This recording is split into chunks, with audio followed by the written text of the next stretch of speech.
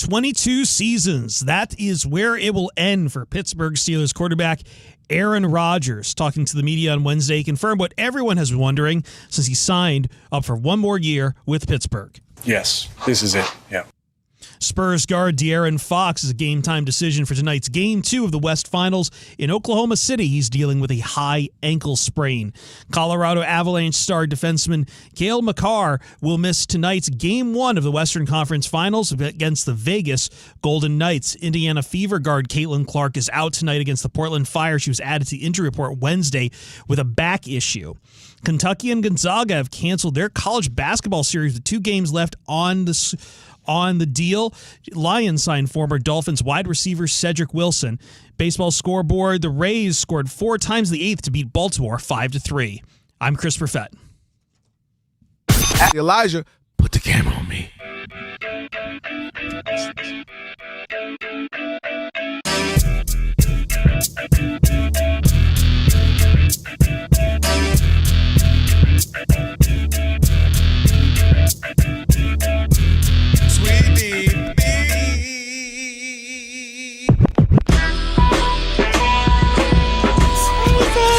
Can this sports writer and this sports fan share a radio show without driving each other crazy? Now, live from the Fox Sports Radio studios, here's Fox Sports Radio's Odd Couple, Rob Parker and Kelvin Washington.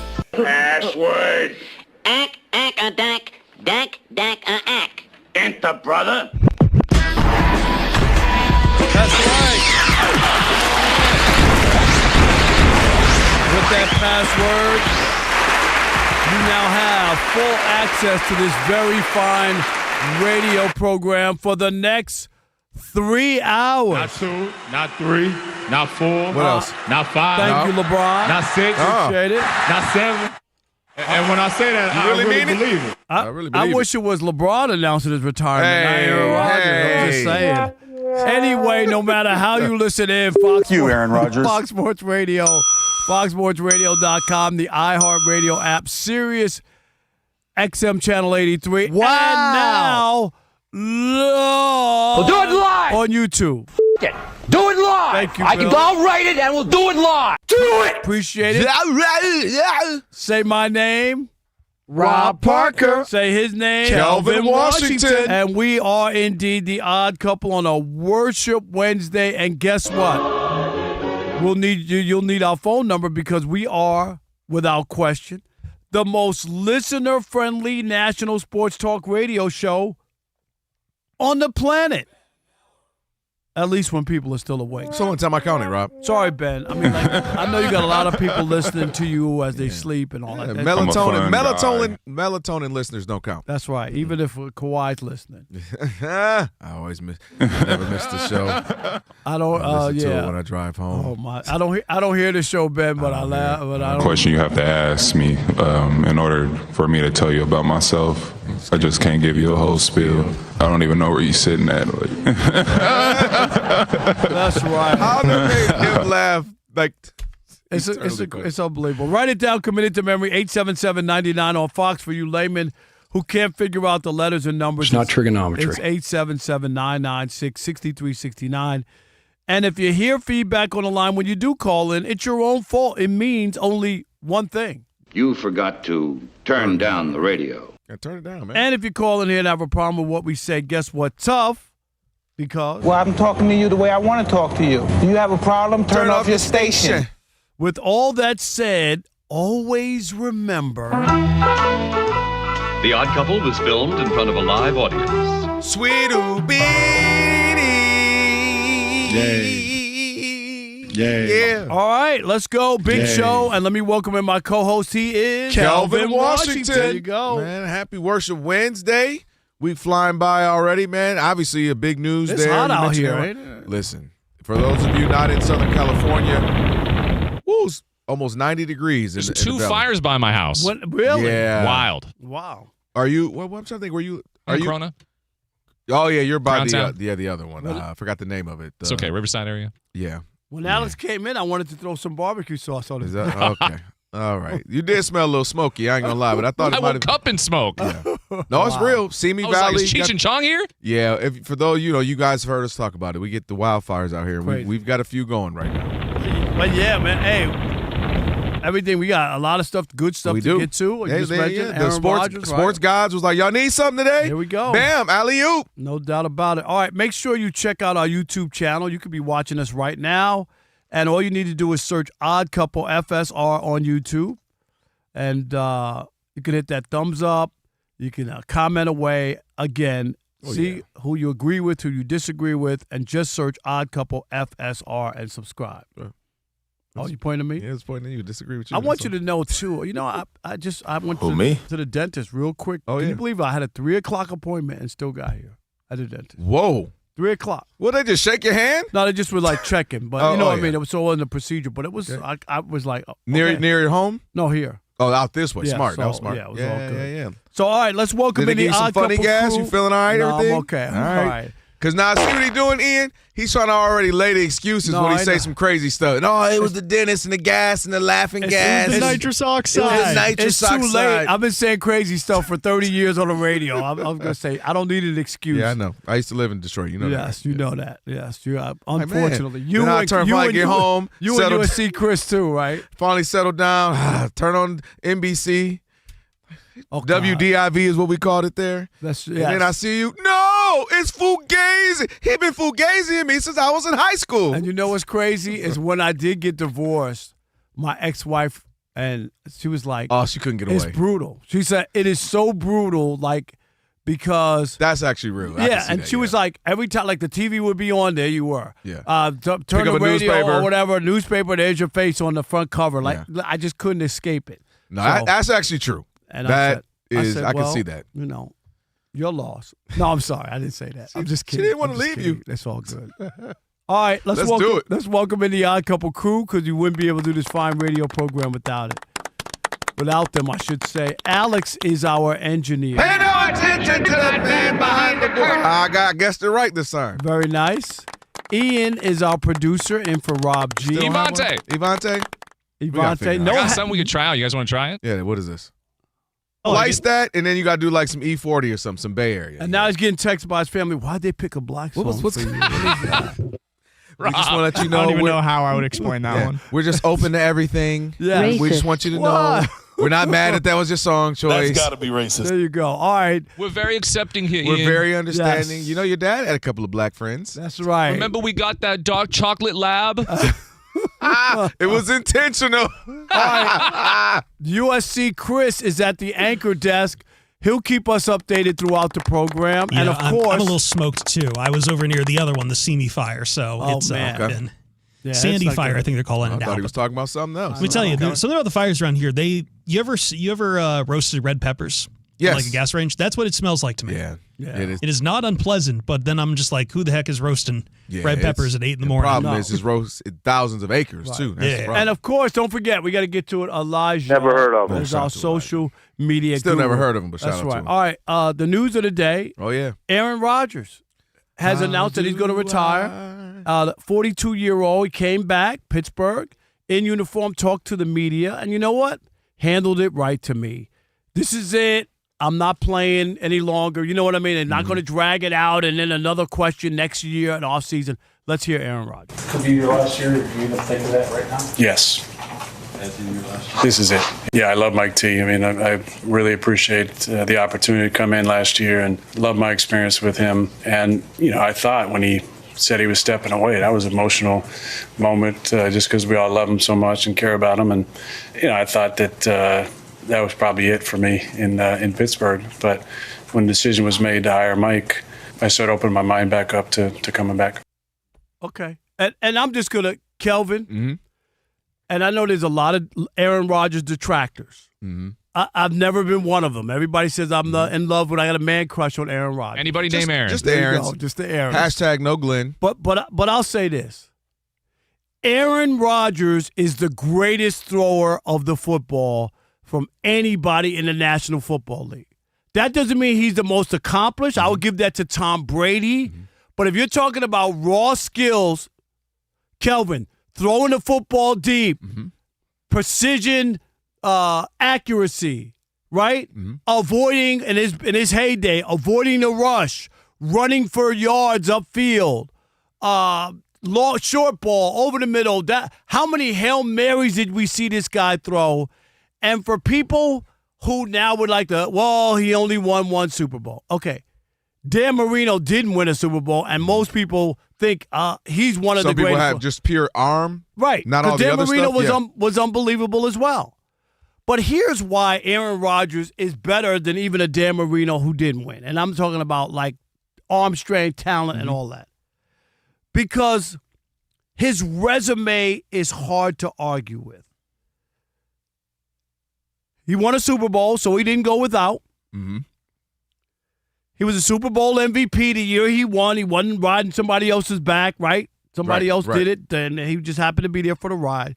He won 4 NFL MVPs. Not an easy task. Think about the quarterbacks who were in the league when he was playing.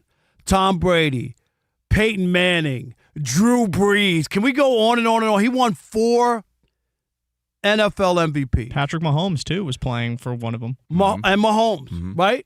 He beat out Mahomes one year, right? Exactly. And here's the other thing. The all-time leader in career passer rating. Nobody else has a better passer rating than Aaron Rodgers in his career.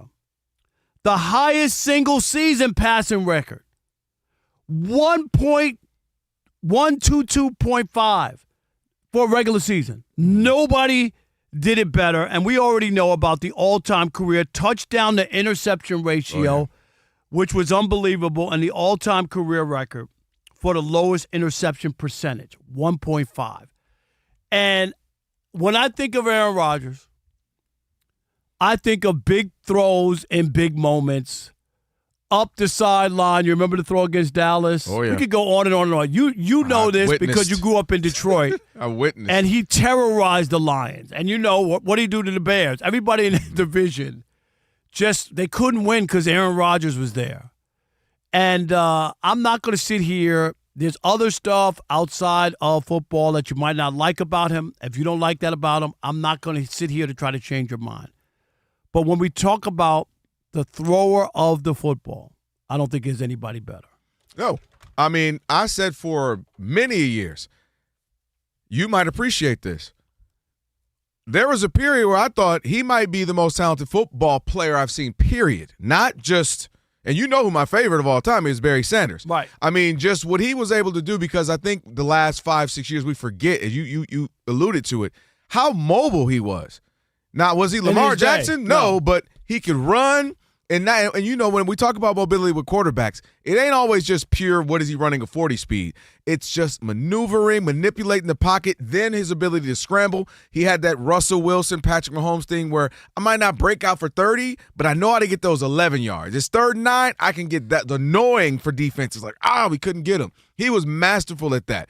He was masterful at throwing the Hail Mary, where I just told you off the air, I said, his Hail Marys looked like, that's a 45-yard pass for another quarterback. Like, meaning it looked, Rob, it was accurate to, like, I just didn't heave it in hope. Right. I knew where I was going. It hit the guy right who I wanted to hit. That one at Ford Field was like 60 yards in the air. A rope.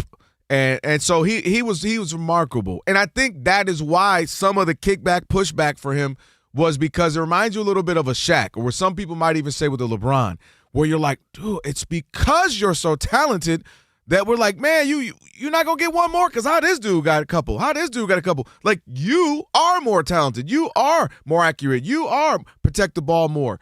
And so I think that's where it almost worked against him at times, was that he is so gifted, so talented. Teams were always either good or great.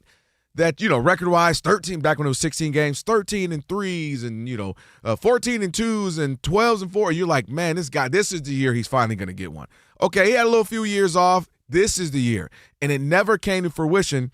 And that's what I think, what the gift and the curse of. It's like Shaq. Some people say, well, Shaq, he got 4 rings? But if you watch Shaq, people are like, man, Shaq maybe could have got a couple more. Shaq, I mean, with all the dominance of Shaq, you're like, maybe he should have got 2 or 3 more MVPs in addition to only the one that he has. Like, how does Shaq only have 1? So that's what makes him so kind of, at times where you can say it's kind of controversial because you wanted more because he was so good. 1-4 in the NFC Championship games. That's where some of the pushback and where you're like, man, that what I'm witnessing is supposed to win more. But he had a remarkable career. You mentioned it, just the beauty of the passes, the swag. Remember the little discount double check? Like, he was that guy. The discount double check was as good as it gets. No, he was that guy for a 10, 12-year period where it was just, who's the best quarterback? All right, Sam, who's next? Maybe Drew Brees this year. Or, obviously Peyton had some years too. But you get what I'm saying. There was a period where it was who you want, Tom, Peyton, or Aaron. And Aaron dominated for a handful of those years because he's more naturally gifted than Peyton and Tom. So you 100%. knew he had. And that's why even more. Tom Brady talks about he's more accomplished. Obviously, won 7 Super Bowls, but he says the guy who can do it all, like with the football, short game, long game, whatever, run, pass, deep, long. I mean, the dude was insane. Running to his left, running to his right. And I'll pay some respect with this.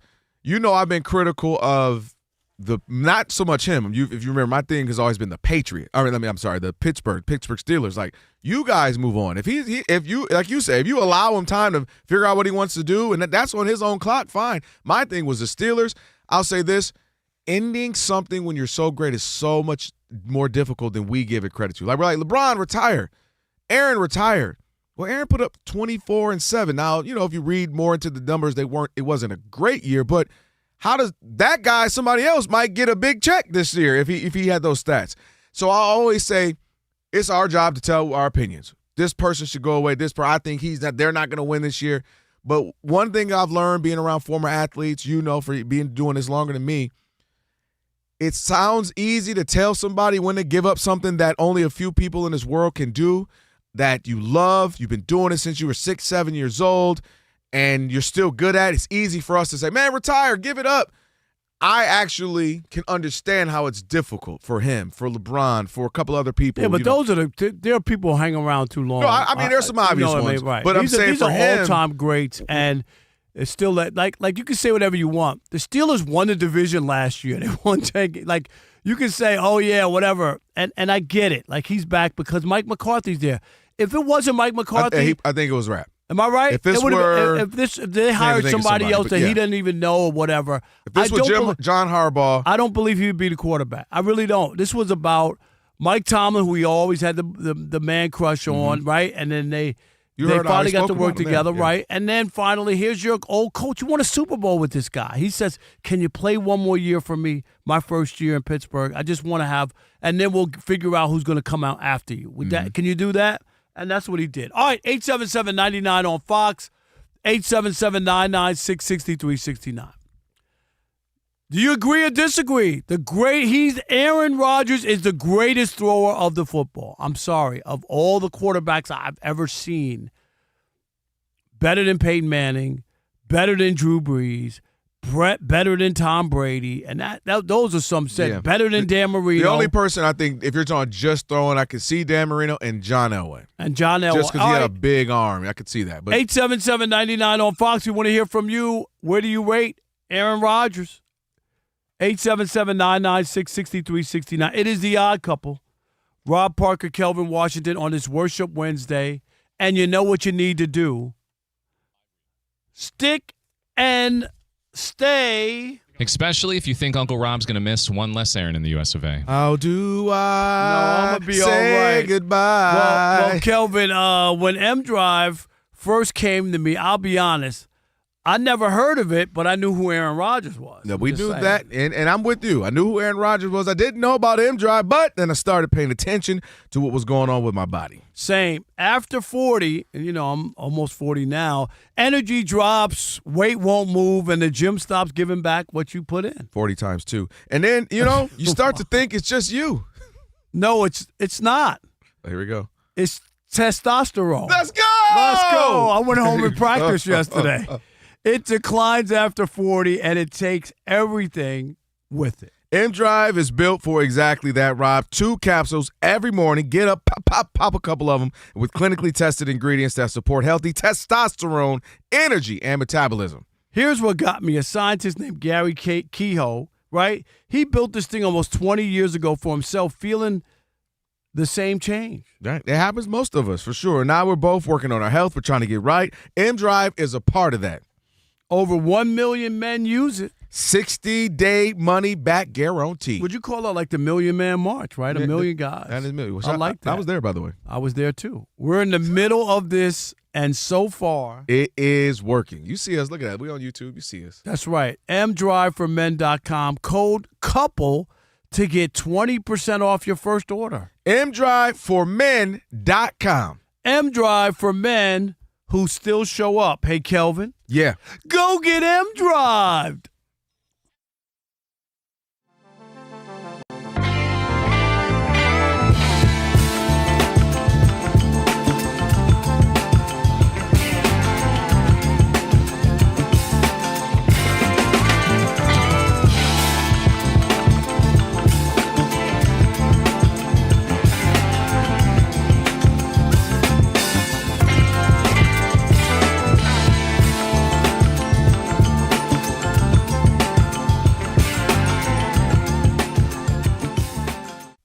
I got to admit, in watching Wemby,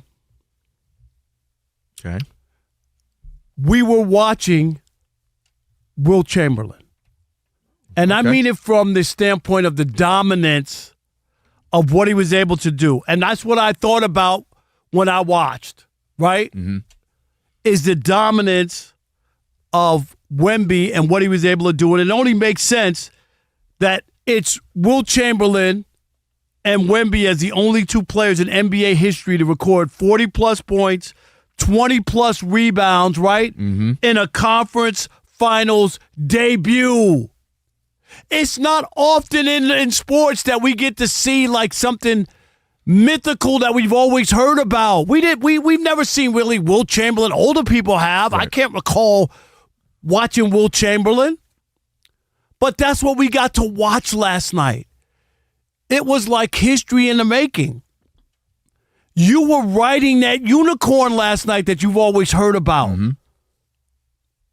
I don't know how you left television and watching that, not thinking that you were watching something mythical, magical, different, saying, and that doesn't mean he's going to do this every night. That was a historic, magical night. I just told you, only him and Chamberlain have ever done that in a finals day, but it doesn't happen. Don't crown Wemby and say he's the greatest everything. No, there's a long way to go for that. That's fair. I'm not going to bang that drum. The Spurs aren't going to win every championship for the next 10 years. Wemby's not going to score 40 and 20 every night in the playoffs. He didn't do it this playoffs. Come on now. But last night, we saw Will Chamberlain, if you had never seen him. It was the dominance. My God.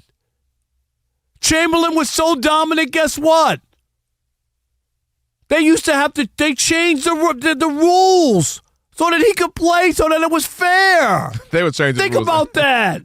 Do we need to change the rules for Wemby? What are we doing here if this continues? But it was a dominant performance that was it for me. I'm not into he's the greatest who ever played. Stop all of that noise. Can he win first? Mm-hmm. Can he get through the series? Will you be saying that if OKC comes back and wins the series? I don't think you'll be saying Wemby's the greatest player ever. Oh, no, so don't get on that boat. No, I'm just saying it takes time. Right. If he do that two more times. But it was an amazing thing to see. That's what I took away from it. Well, usually we're the odd couple and we disagree. I don't think anybody can disagree with you on that, but I'm going to say this is what it was. So you went Will Chamberlain. Alex, this is what it was for me. It was this moment in pop culture music history.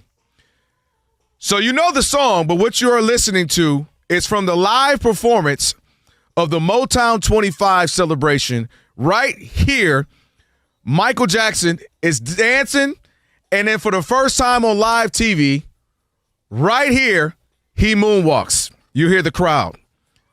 Right there. And there was a moment when pop culture changed forever, and we had already knew Michael Jackson would have been a star since he was 7, 8 years old. We knew that. You knew he was good. You knew the Jackson 5. You knew the shows. He was with Cher and Bono, and he's on tour, and you've seen it. And he had Off the Wall that gave him some big-time R&B hits, and he was that guy. Well, Wemby just finished third in MVP, Defensive Player of the Year. He's been an All-Star. He was in the Olympics. We know he's that guy. But what we saw last night was his Motown 25, first time we saw MJ moonwalk, and it blew America's head and the world's heads, and they exploded and said, what was that? This is on another level. And that's what I felt like last night, because we knew he was good. We knew he was going to be scary good. But to watch this man come down and hit 38-foot threes to tie a game, to block shots, to change shots, and more importantly, what I love, Rob, he took it personal. There's a point of view shot of him sitting on the bench when they were giving the MVP trophy they were giving it to SGA, and he's sitting there fuming. Like, okay. After the game, they ask him, hey, man, did it seem a little personal about, you and SGA? I mean, and you're thinking he's not going to actually, he wouldn't say that. Do we have that? We didn't think he would. Most guys, oh, no, it's just about me. I'm focused. I'm locked in. I want to win the game, and I don't think about what other people's awards and whatnot. Wemby actually responded to the reporter and told him how he felt about it.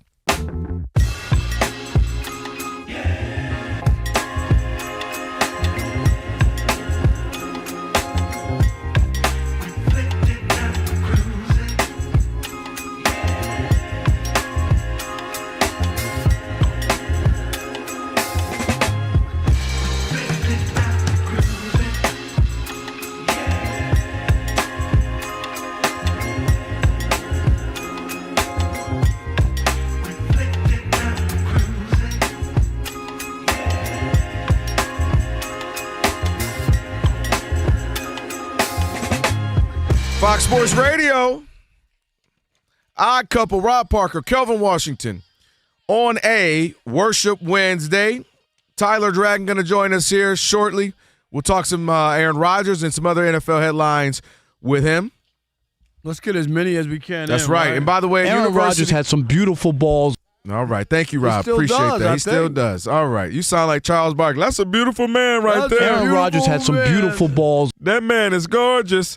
At University of Maryland Global Campus, you can choose from more than 65 graduate online degrees and certificates, including our MBA. Now with 10 specializations, no application fee through June 1st. Visit umgc.edu. All right, Aaron Rodgers announced already. They asked him, say, hey, how are you? He just got straight to it. This is it. This is it. Yep. This will be the last year. And Rob asked the question, I mean, is he the best thrower of the football? Yep. Plain and simple. Is he not? Are we missing somebody? 877-99 on Fox. Just thoughts on Aaron Rodgers. Let's do it. Harold in Chicago. You're on the Odd Couple Fox Sports Radio. What's up, Harold? What's up, fellas? Long time no hear from. Yes. How are you? Where you been? Man, been busy. When you guys all come out to Chicago? I'm going to be there in June. I'm going to a Cubs game, mid-June. I got to find a reason to get out to the Chi. I love it. Yes. Come on over. If you guys like hamburgers, the best burger in the country ranked is Ostervall. All right, well, when we get closer to June, you let me know. Yeah. But go ahead. What you got? Aaron Rodgers owned your town. Tell us. I hate Aaron Rodgers with a deep passion. Hate him so much. But I will say in Chicago, our wind is so strong. Our weather is terrible. You got to be a strong arm quarterback to throw in Chicago, which is why part of the reason why we've never had a 4,000-yard wide receiver, right. And our defense coincidentally happens to be so good. You can't throw here. Aaron is one of the few quarterbacks that threw just his touch, the arm strength. It's unmatched. He is unarguably. I won't say unarguably, because Dan Marino and Pat Mahomes, in my opinion, have better kind of almost baseball mechanics. Mm-hmm. But he is one of the best quarterbacks I've ever seen throw, and it's not just strength.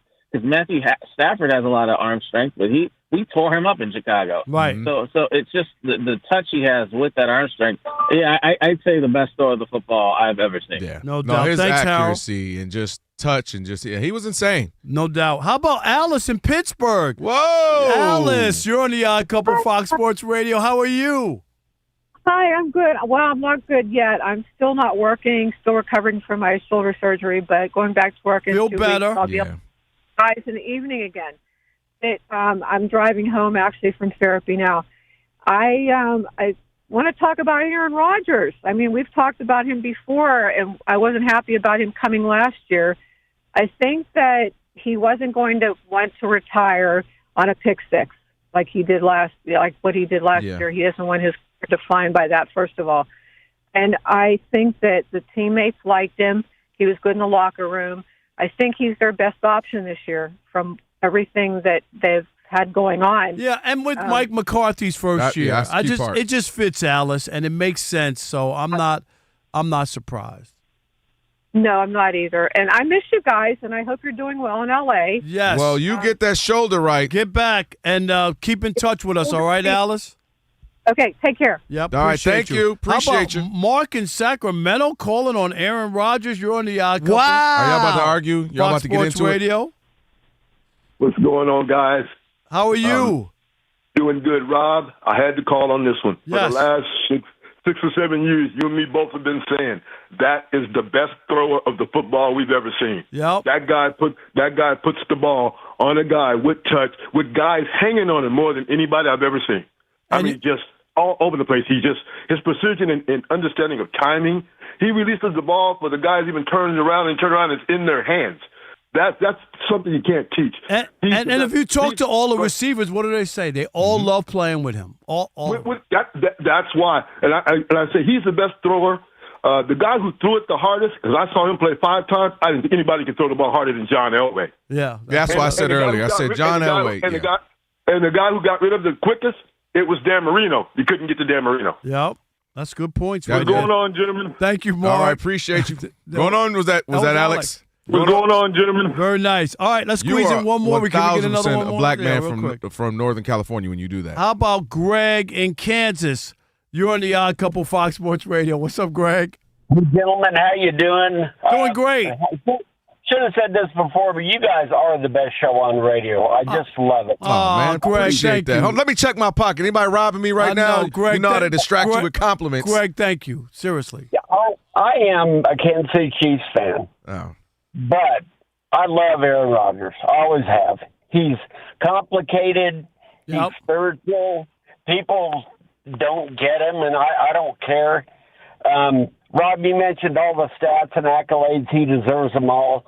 There's no one else I'd rather watch play quarterback than Aaron Rodgers, and no one I'd pull for him more. And if he was playing with the Steelers and they happened to beat the Chiefs in the playoffs, I'd be okay with that. There you go. I love it. All right, man, Greg, thank you. I think this is part of your success. Like this is your group. Like what? This is that was your group right there. Like y'all all call each other and text each other. You see Aaron last night, little text chat and all that. No, that's the Aaron Judge group. I mixed up the Aarons. Let me know when the Aaron Glenn one kicks off. And then it won't be one of those. And then the Aaron Mallard text. Yeah, group. yeah. Right. Well, that one. Well, hopefully that's just 2 of y'all. You and Ben going back and forth. Man, my wife is great. She sure is. Hey, what? All right. We all love Aaron Mallard. Hey, yo. Honest to goodness. What do you mean we? We do. No, I'm going to be honest. After being around her for a little bit. Very few people live up to the hype of something. That's fair. And I'm always like, and again, I couldn't eat my little chicken on a stick at the little company party because he's screaming my name, Kelvin, Aaron, it's Aaron. And she literally lived up to the hype. No, it's true. The first time I met her was, I don't know if you remember him, Rob, but Gascon. David Gascon's going away party. She came and I met her. In USA Today NFL. Look, I appreciate everything Aaron Rodgers has done as far as what you guys are talking about, but to be honest, go away. I'm good now. Go away. We have a date now. So many years that, I'm going to hold him to that date. I'm not believing anything until I show the body on the slab here. He's done. Let me ask you, real quick, do you think if it goes bad or really good, meaning if he terrible 3-14, I can't go out like that, or if he's 13 and 4, a Jets season where he's done after a game, he tears something. I believe he's done, and the way they asked him, and he didn't got like straight to it. I appreciate that. Look, I'm even putting aside the me being a Lions fan, watching him torment me for all these years. But you had to respect it though. You, the Bears, the Vikings fans, maybe, everybody. But also he got like phantom face masks for that one Hail Mary that keeps getting replayed on NFL Network, and I'm still salty about it. Why wouldn't I be salty about it? Why wouldn't I be salty about it? But anyway, so yes, after 22 seasons, Aaron Rodgers says this is going to be his final year, But it's one more ride with his former head coach from the Packers, Mike McCarthy. Meanwhile, guys, we're counting down to Spurs Thunder. Spurs guard De'Aaron Fox is still a game-time decision for tonight's Game 2. We'll have to see if he will be in the lineup. He's got dealing with a sprained ankle. Meanwhile, we got Game 1 of the Western Conference Finals between the Colorado Avalanche and the Vegas Golden Knights coming up here in the Stanley Cup. The star defenseman for Colorado, Cale Makar, is out for tonight. He will not be playing. Indiana Fever guard Caitlin Clark, by the way, is also out tonight against the Portland Fire because of a back injury. She's a late addition to the injury report there. Kentucky and Gonzaga discontinued their college basketball series with 2 games left on the deal. It was also announced today that the Spurs and the Pelicans will play one regular season game in Paris and another game in Manchester, England next regular season. Finally, the Lions went ahead and signed former Dolphins wide receiver Cedric Wilson Jr. to a contract detail still coming up. And in baseball right now, the Washington Nationals have a 4-2 lead on the Mets in the 3rd inning. Back to the Odd Couple. Appreciate it. It's the Odd Couple, Rob and Kelvin, on a Worship Wednesday. Let's get straight to our guy, Tyler Dragon, NFL reporter, USA Today, the Tyler Dragon. You can follow him there on X. What's up, man? How are you? I'm doing good. How are you doing today? We don't know because since you had a baby and got married, we never hear from you. I wasn't going to bring it up, Rob. Just saying. I wasn't going to bring it up, Rob. Tyler and I haven't heard from Tyler since Moby Dick was a guppy. I'm just saying. Oh, my goodness. The phone works both ways, though, Oh, right? don't do that. Don't try to run that stuff you used to run on them back in the day. Baby, the phone where Exactly. you ain't called me.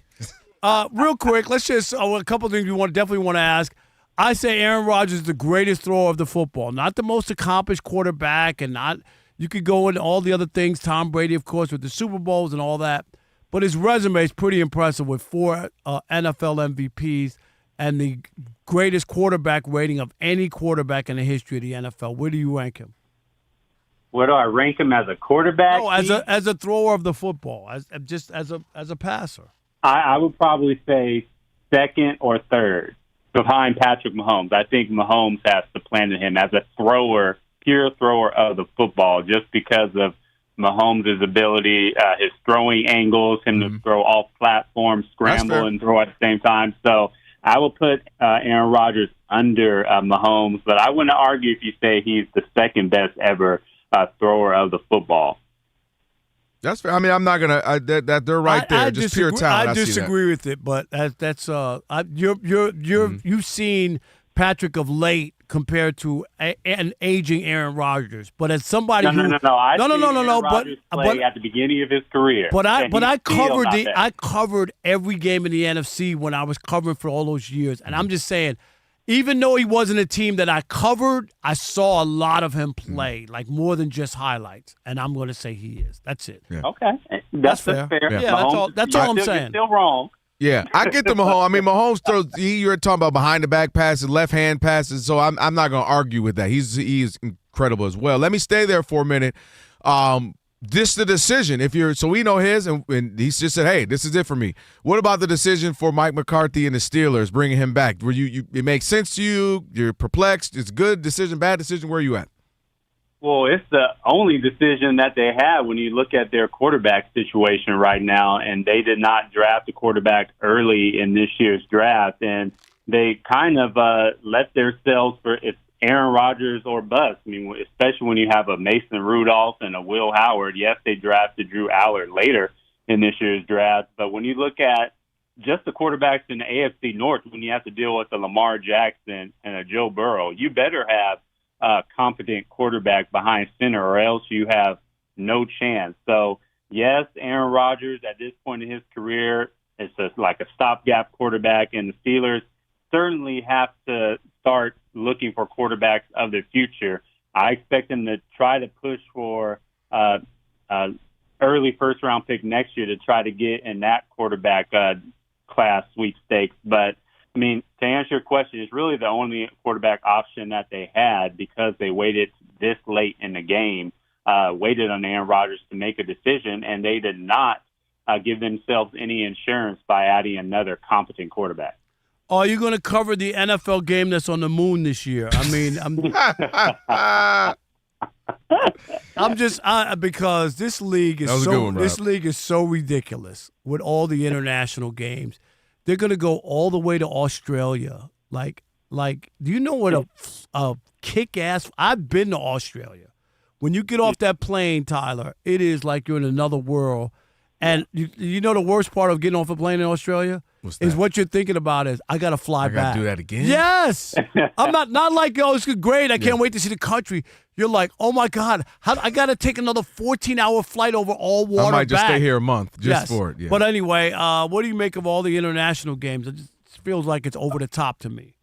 So I do agree with you, Rob. I have never been a big fan of the international games, and now I feel like the NFL is going overboard.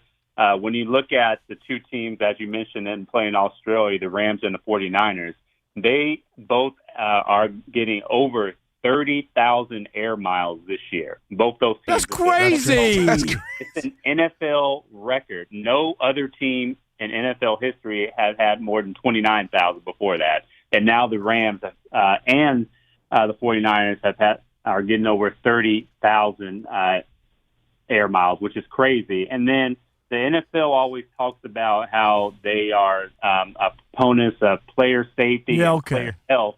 But when you're traveling 19 hours, 10-plus hours on a plane to go around the world, I mean, that's on your body. That's taxing on the body. Not to mention you're tired when you get there. You're in a totally different time zone. And the product on the field is probably not going to be that good because the players are still getting accustomed to whatever country that they're playing in, and then having to travel back.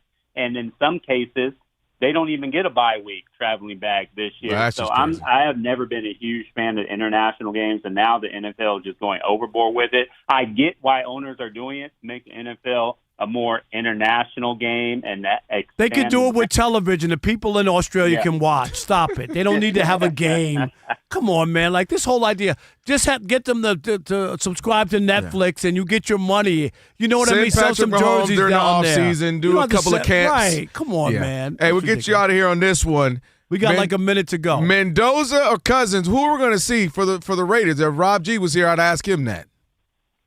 You're going to see Cousins at the beginning of the season, but don't be surprised if Mendoza around week 6, week 8, that he takes over the reins. The Raiders want to bring along Mendoza slowly to get him acclimated with the NFL game. So expect Cousins to start immediately. But then when they're 0-8, then they're going to put him in? Is that what they're going to do with Cousins? I'm just asking. They probably won't go 0-8, but the Raiders are going to be a bad football team this year. They'll probably get about 5 wins. Okay. I got them down for 5. All right. Appreciate long-lost you, man. cousin. Yeah, we'll talk to you in NABJ in August. That's right. We'll talk to you. Are you coming? Oh, yeah. See, we're going to talk to each other in NABJ for sure.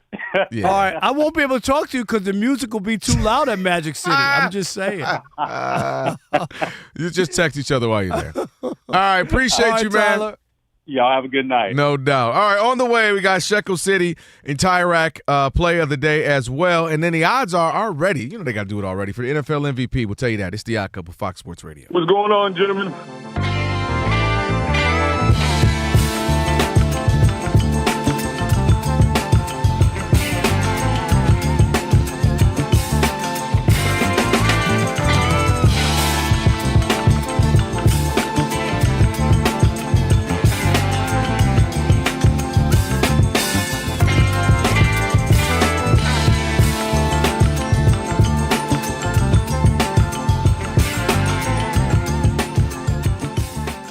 You sat here next to me that for sure they were going to the next round. They were beating the Cavaliers. Like you wouldn't give the Cavaliers like an ounce of like they got a chance of getting there. You went out of your way. Cade is could be the face of the league on 13 points in Game 7 and scoreless in the second half and no 3-pointers. Like that was a bad loss on so many levels. And I think you let the Pistons off the hook. They were up 2-0 in this series, and when I called them frauds, it wasn't just because they were down 3-1. They should have lost that series against Orlando. They should have never been down. They were the number 1 seed taking on the number 8 seed. And they needed Wagner not to play the last 3 games and for somehow an NBA team to miss 24 straight shots and 1 for 20 in the fourth quarter to win that series. Then you win the first 2 games in this series against the Cavaliers and lose 4 of the next 5, including Game 5 and Game 7 in your own crib. And add to that, they went to Cleveland for Game 6 and blew them out, so they had all the motivation and all that stuff going. And to give them a pass and say they're ahead of schedule, I'm not buying that. When you're the number 1 seed, this is why I didn't buy the Pistons from Jump Street. And you could poo-poo it all you want. What did I say all year about their shooting? That I didn't trust it. I didn't think they had enough shooting. I didn't buy into it. Did they win a lot of games? They won 60 games. Did they play harder than most people play? They certainly did. And you can win a lot of games in the NBA if you play hard every night. And I'll give J.B. Bickerstaff that to get them to play hard every night. In the playoffs, you need people to make plays and be able to shoot. It was glaring of what? Even Tobias Harris. What was that? Okay, so all I'm saying is I stuck by my guns. I thought they were going to lose to Orlando. Not before the series, but once they got down, I didn't think they could make it back. And they won. But this choke job, this fraudulent Eastern Conference title winner, and then to lose to the Cavs in the fashion that they lost, up 2-0 and can't win Game 5 at home. Remember, Game 5, what was the score? They got outscored 9-0 to end the game, not in their own crib, 9-0. And then to get annihilated by 31 points, a number 1 seed in a Game 7, and your star player is basically MIA in the second half. I'm sorry. I can't give them a pass. I don't care about 2 years ago when they won 14 games. Everybody uses that as an excuse to let them be. Oh, well, look at the progress. 2 years ago, they won 14, and last year they won a couple of playoff games, and it's okay. There's no way, Kelvin, you could say it's okay and they're ahead of schedule. They should have won the series against the Cavs.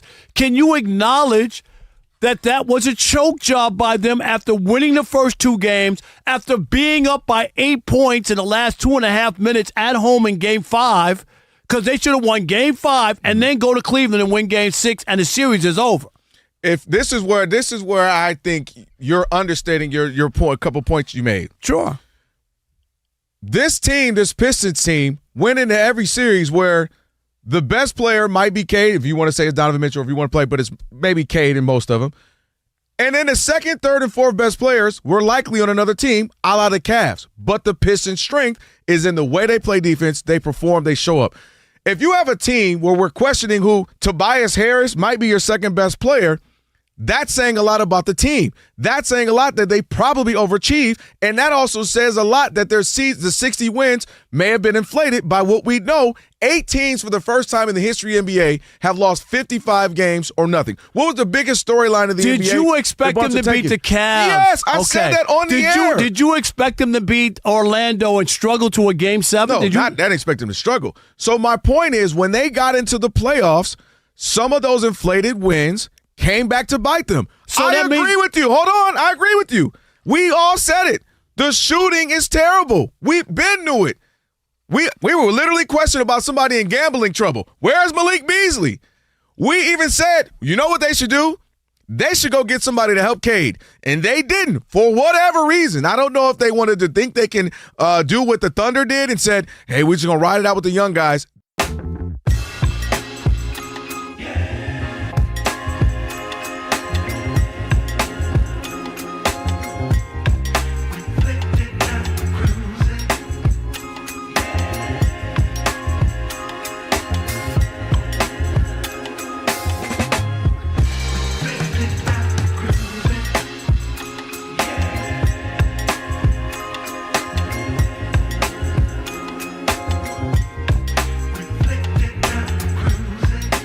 What's going on, gentlemen?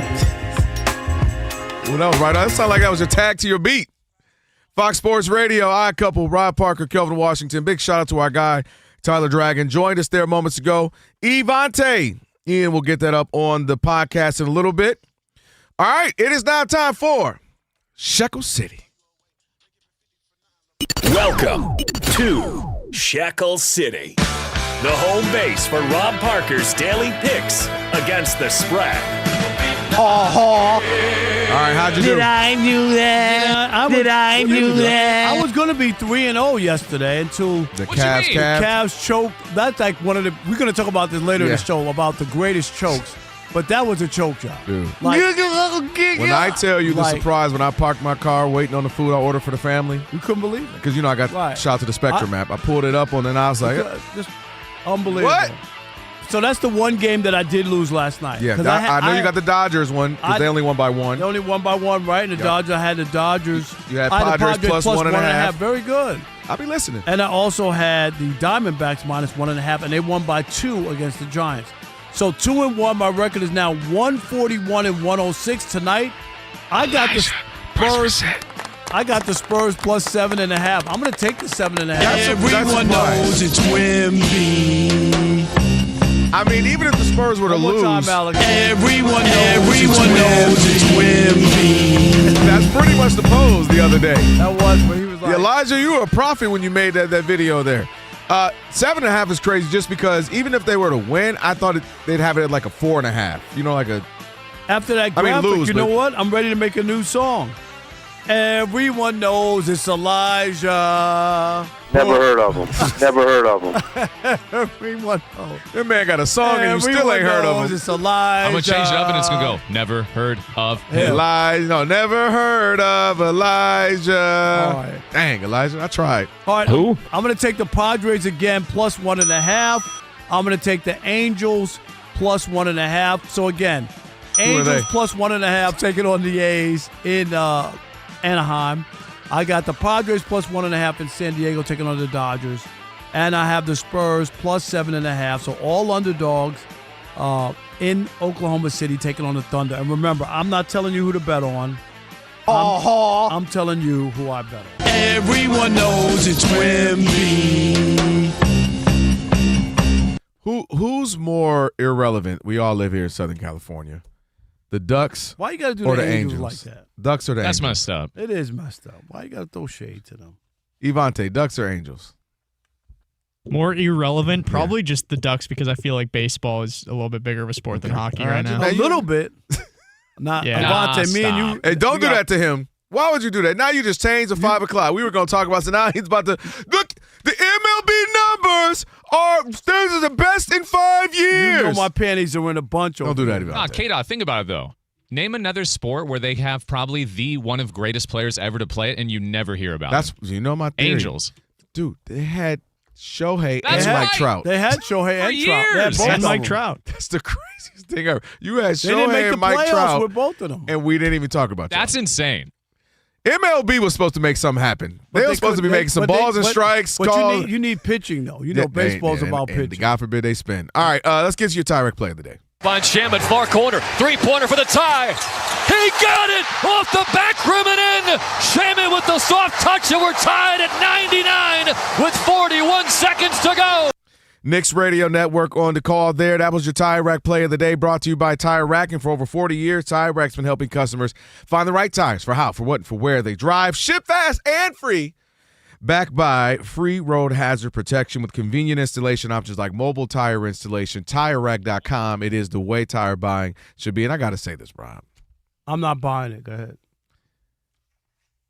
New York, the Knicks in the finals. Like, I love basketball even before I love the Pistons or before I love this, but I just love basketball. The Knicks it is amazing. They have the best fans in the world. Maybe the most obnoxious fans. Maybe that's what makes them great. I don't know, but that fan base. Be careful of putting people crazy. in the championship. I'm just No. I'm saying no. What I mean is how crazy they Madison would Square go. Garden, as someone who covered games there for years, I agree with you. It is so good. I'm not saying the Knicks need to be good every year. That'd be great, but it is a reminder how fun it is when the Knicks are popping. But it's been so and crazy. long, and that is they're bloodthirsty. They are. The city's about to explode. You got to remember, A city like that won a champion, the team since 1973. It's crazy. 1970. It's ridiculous. Yeah. Well, Spurs are trying to win. Can they do it again? Was 8 years old back then. We are Buffalo.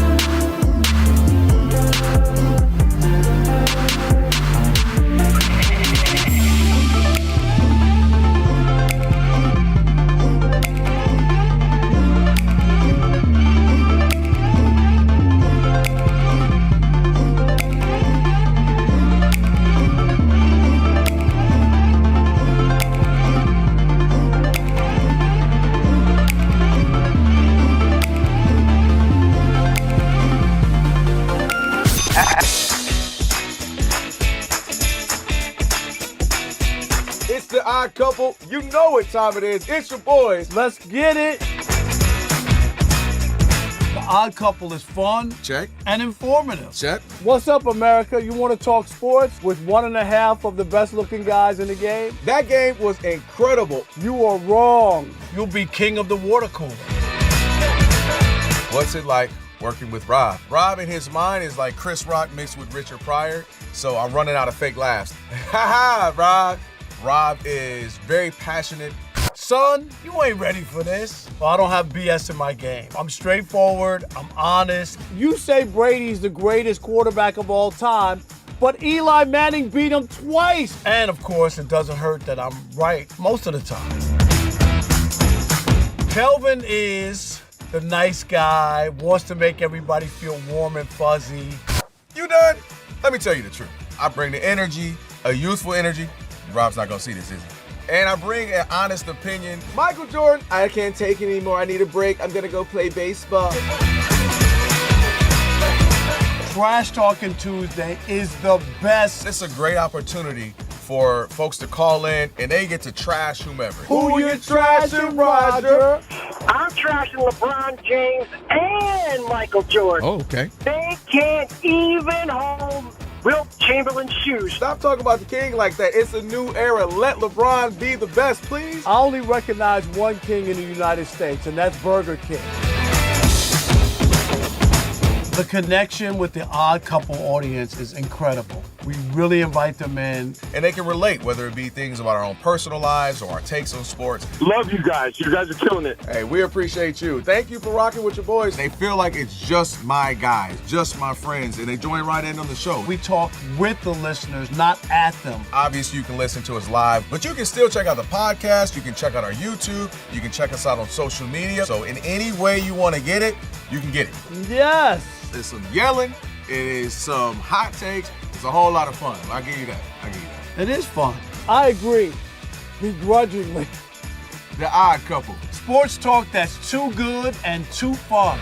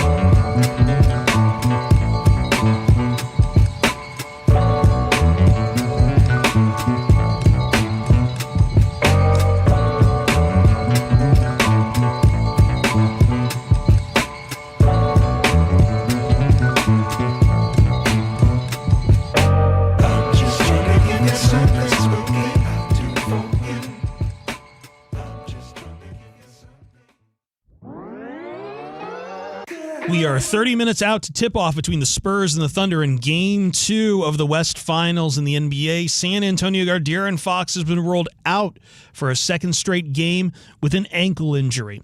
Cooper Flagg, Dylan Harper, and Con Knippel were all named the NBA All-Rookie First Team. Puck drop imminent between the Golden Knights and Avalanche. Colorado will be out its star defenseman Cale Makar. Indiana Fever guard Caitlin Clark is out tonight against the Portland Fire. She was a late addition to the injury report with a back issue. 22 seasons, that's where it will end for Pittsburgh Steelers quarterback Aaron Rodgers, with one final year in Pittsburgh, reuniting with his old coach Mike McCarthy. Talking to the media on Wednesday, he confirmed that everyone was been wondering since he signed up for one more year at $25 million. Kentucky and Gonzaga have canceled their college basketball series with 2 games left on the deal. Lions signed former Dolphins wide receiver Cedric Wilson Jr. I'm Chris Perfett.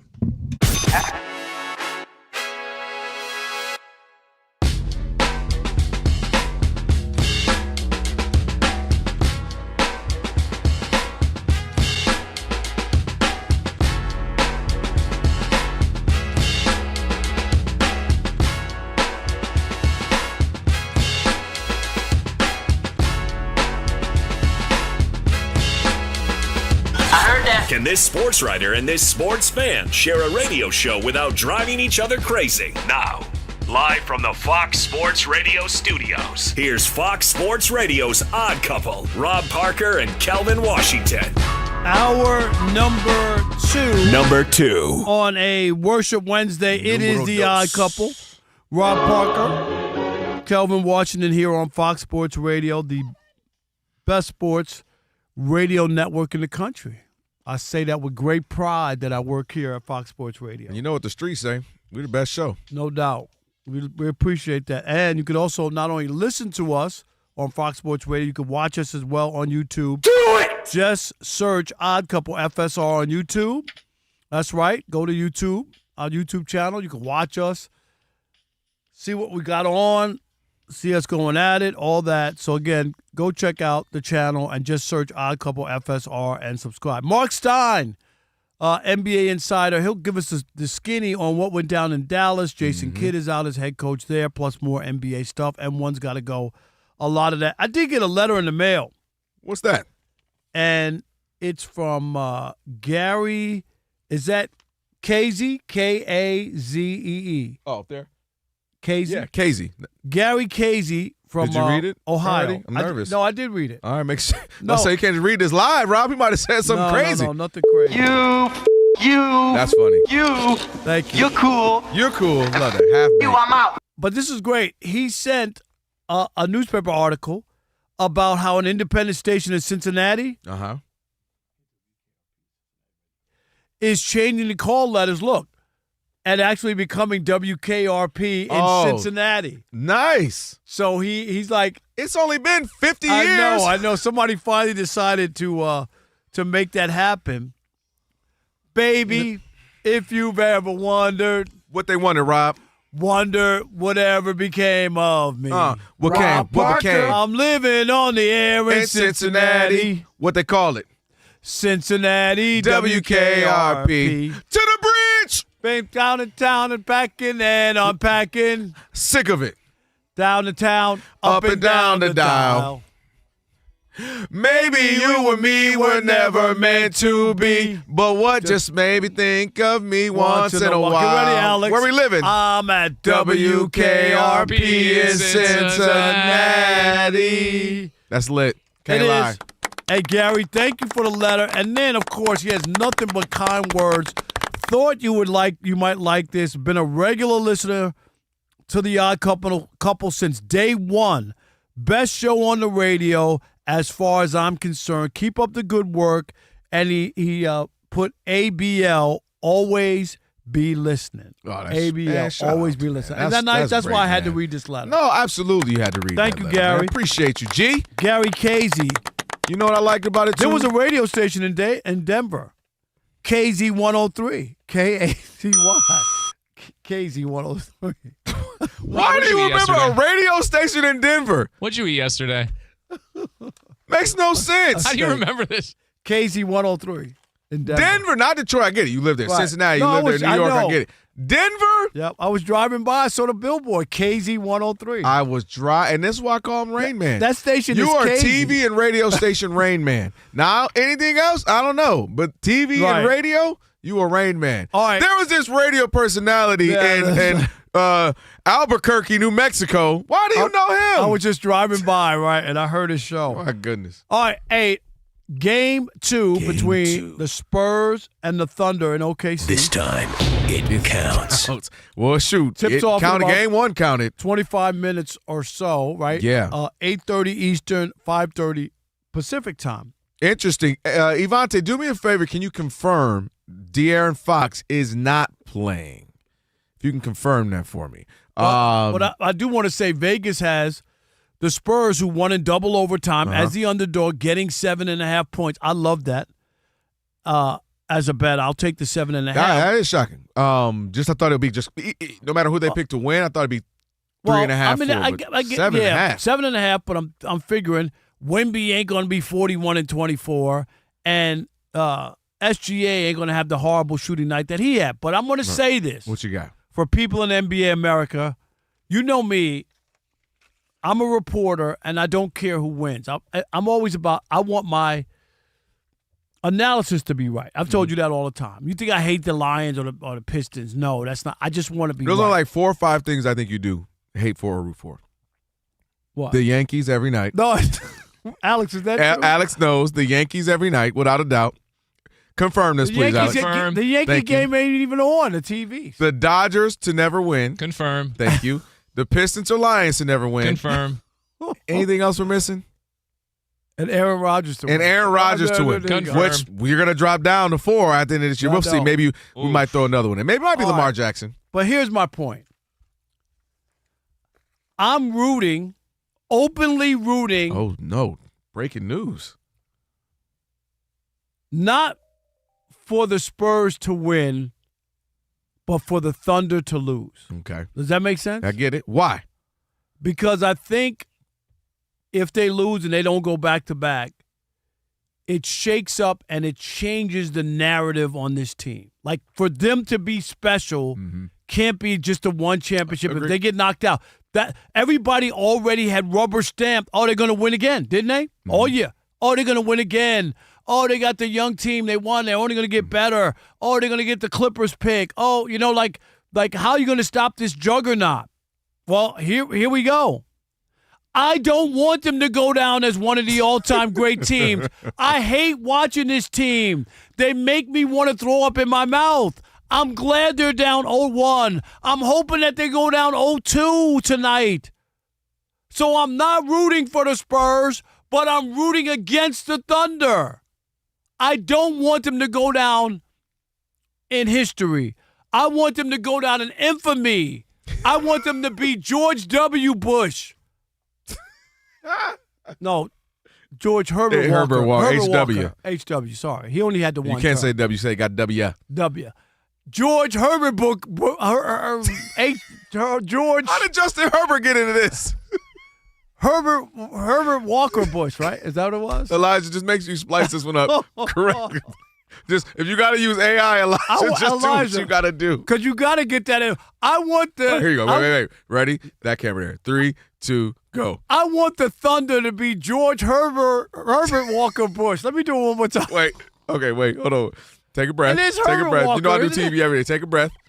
Okay. All right. Now we're gonna get this right, people. Okay. So because if you're gonna smoke it, right, you gotta put it online. Elijah, you gotta get it right. There. All right. I can't look at you when you do this. This is the only thing worse is if I ask you to say Mike Vrabel right now. I can't say it. All right. Ready? Mike 3, Vrabel. 2, go. All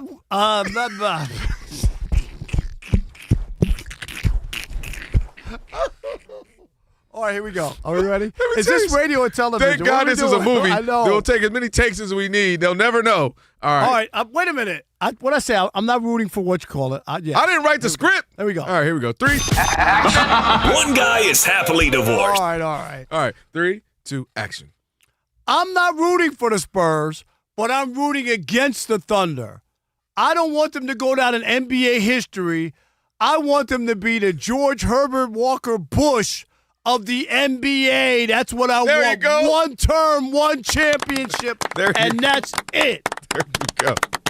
Granted, you were looking like Richard Nixon, though. First try. You talking about another president. Well, you look like Richard Nixon the way you were doing that. On the internet, it'll be one try. They'll never know. Elijah, make sure you splice all those together. Don't put that together. That's going to be really, really funny if you do that. You hear what I'm saying? I do hear what you're saying. I'm done. Now we can just go to break. That was hilarious. No, I totally get your point, right? I told you this team is a team, them being the Thunder, that for some reason a lot of people don't like. If I put on paper the good things about them, you'd be like, oh, this is awesome. If I told you, hey, man, they're all in. They play defense. They're together. They got a guy who's averaging 30-plus for 4 years, 50. Like, on paper, you'd be like, oh, let's go. But then once I start adding all the other stuff, the flopping, the foul merchant, all the stuff that you weren't here that day. What they get away with defensively. Stuff they get away with, the tick-tockiness of them all. They've started to rub people the wrong way. So I get why a lot of people are over them. Specifically with this game, I expect a bounce back from them. I think Vegas has it right.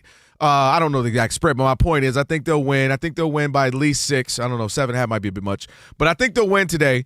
And I think more importantly for them, I think SGA, because Rob, he hasn't played great the entire postseason. Mind you, or the last 5 games, I should say. Because he didn't play great against the Lakers. He was not spectacular versus the Lakers. And everybody's kind of, oh, it doesn't really matter because they're winning big, and we kind of ignored it. He wasn't great against them. You're talking about a guy that was averaging 31 points a game in the regular season on 55%. Now he's averaging like 26 in the postseason, around 43% or something shooting. And usually a guy like that, your better players, your MVPs, play better in the postseason.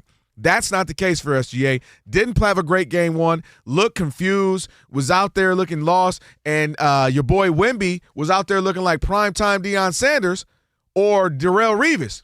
You know how they were known for taking away half the field? Like, don't even throw that way? That's what Wemby did to SGA. He took away them. Don't even come in here. Even if I'm over on the side of the court, don't come in the paint. It was amazing to see how he got into their heads, specifically SGA, even if he was another side of the court. So I expect them, the Thunder, to bounce back, more specifically SGA to bounce back. But I expect this to be, again, a tight series. It could go either way. I got the Thunder just because they're the reigning champs, and I think they got just enough edge and experience to get it done. But I totally get your point. They're unlikable for a lot of people. But doesn't it change their trajectory? What's different between Denver? Right. What's between this version of Boston, right? That's what I'm saying. Just winning one, it's a big difference. Milwaukee. If you win 2. Right. There's a lot of one, and that's it. Who else am I missing? Boston, Milwaukee, Denver, OKC. I think I'm missing one more here. But, yeah, we've just had like a few champions where, every year it's just been a new champion. So they would change that if they went back-to-back. I have them winning it all, but obviously the Spurs are more than capable of beating them. All right, we want to hear from you.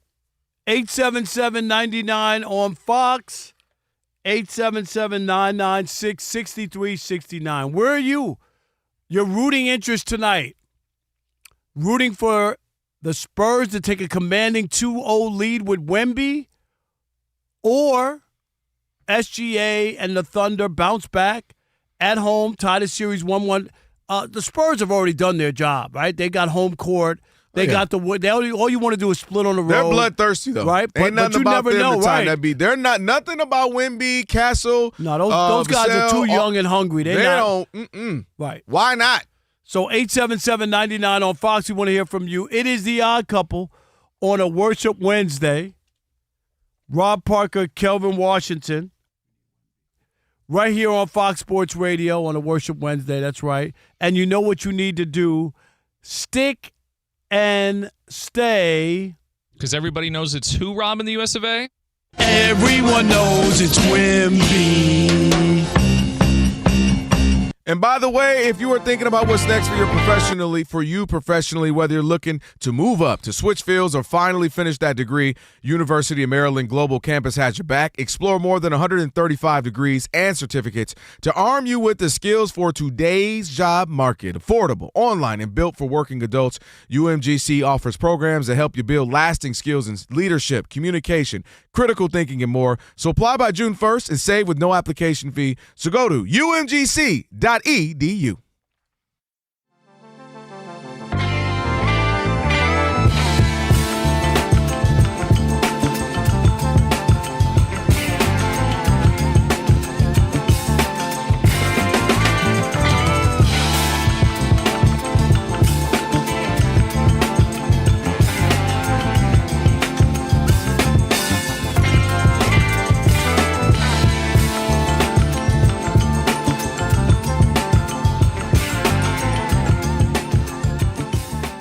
Deion Sanders has the most famous son quarterback in football right now. His name is Shedeur Sanders. Mm-hmm. And Deion went on a podcast this week in Cleveland, and he said that his son endured hell during the 2025 pre-draft process and his rookie season with the Browns. Take a listen. When he take off his shirt, I see the scars on his back, that he's been through hell, but he's made it through hell. See, a lot of people stop in the middle when they're walking through it. He kept going. And he matured, not like he was a child, but matured spiritually. Well, understand, you can't force this. I got news for Deion. It was hell watching Shedeur.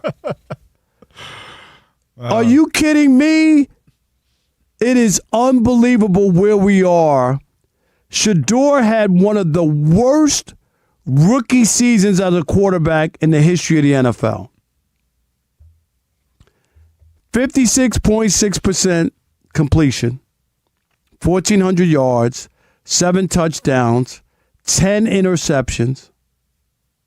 The Browns went 3-4 in those games. His 10 interceptions over the final 8 weeks were an NFL high. Do you hear me? NFL high. Mm-hmm. Of the 36 quarterbacks with at least 200 passing attempts in 2025, Kerry, Shedeur Sanders ranked last in completion percentage, passer rating, adjusted yard per attempt, 5.14, adjusted net yard per attempt, 3.94, and the Brown signal caller was also second to last in interception rate at 4.9. That was hell. And for all the people, every time he threw a touchdown, who would text me and all of these Shedeur guys, I was like, dude, can you stop? Because you never text me when he throws another pick. Right. Okay? He did not play well. If this was Dylan Gabriel with these same numbers, what would people be saying, Kerry? What would they be saying? Oh, they'd be done with Dylan. They would be done with him. They'd be done, yeah. He can't play. This whole idea, like Shedeur was done wrong, I get it. A lot of guys, Kerry, you know, their games don't always translate over into the next level. Right. You could be a great college quarterback. Plenty have been great college quarterbacks. Just close your eyes and pick an Ohio State quarterback, right? Yeah.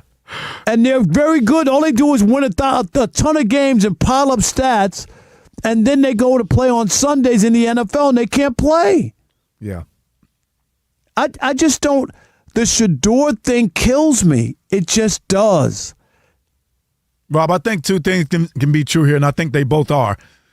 Shedeur did go through hell, but partly due to his own shenanigans and his own ways as well. Like the fact that they don't take any responsibility for their own accountability is part of the problem with the Sanders, because there is truth to this. But when you continue to speak on only the things that have been done to you as a person, as an individual, I think that starts to wear on people, and you start to swing to the other side, right, and look at what you're talking about right now.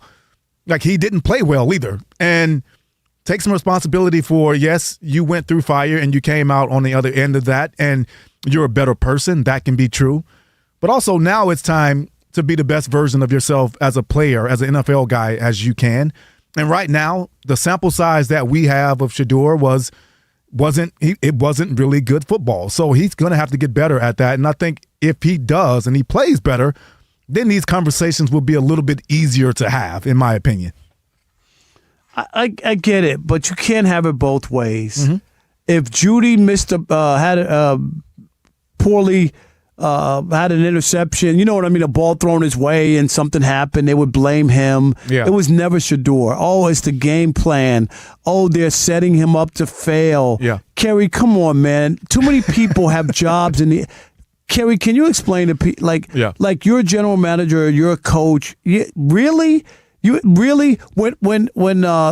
the Seattle Seahawks signed Matt Flynn, they thought they had their quarterback, right? That's right. And Russell Wilson showed up, and what'd they do? They told Matt Flynn to hit the road. Yeah. Just like that. Yeah. Nope. Done. This is the guy. and you picked the guy, and Russell Wilson won you a Super Bowl, got you to a second one, okay? Yep. So don't tell me that there's some grand scheme plan behind the NFL to keep Shedeur Sanders so that he can't play.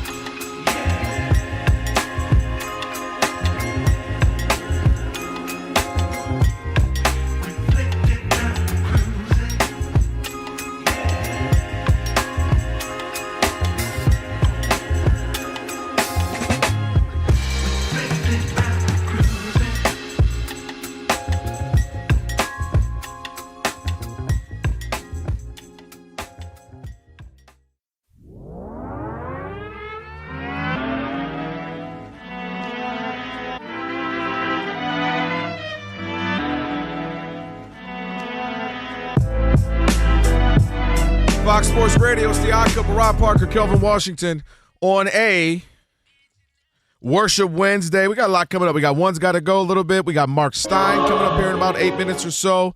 NBA Insider, it'll be good to talk to him. And for over 40 years, Tire Rack has been helping customers find the right tires for how, for what, and for where they drive. Ship fast and free, backed by free road hazard protection with convenient installation options like mobile tire installation. TireRack.com. The way tire buying should be. You know what's interesting, Evante and Rob, when we were talking about this, the Spurs and the Thunder, two other things happened other than Wemby and SGA not being the great game, Wemby having one of the all-time great games. I mentioned Caruso yesterday, right? How it'll be a game, if you know hoops, you'll remember per se, but like it'll be wasted because they lost. But also, Stephen Castle, Stephon Castle, 11 turnovers is crazy. He had 11 turnovers in the game. But because Wemby'd and they won and all this other stuff, we kind of just forget.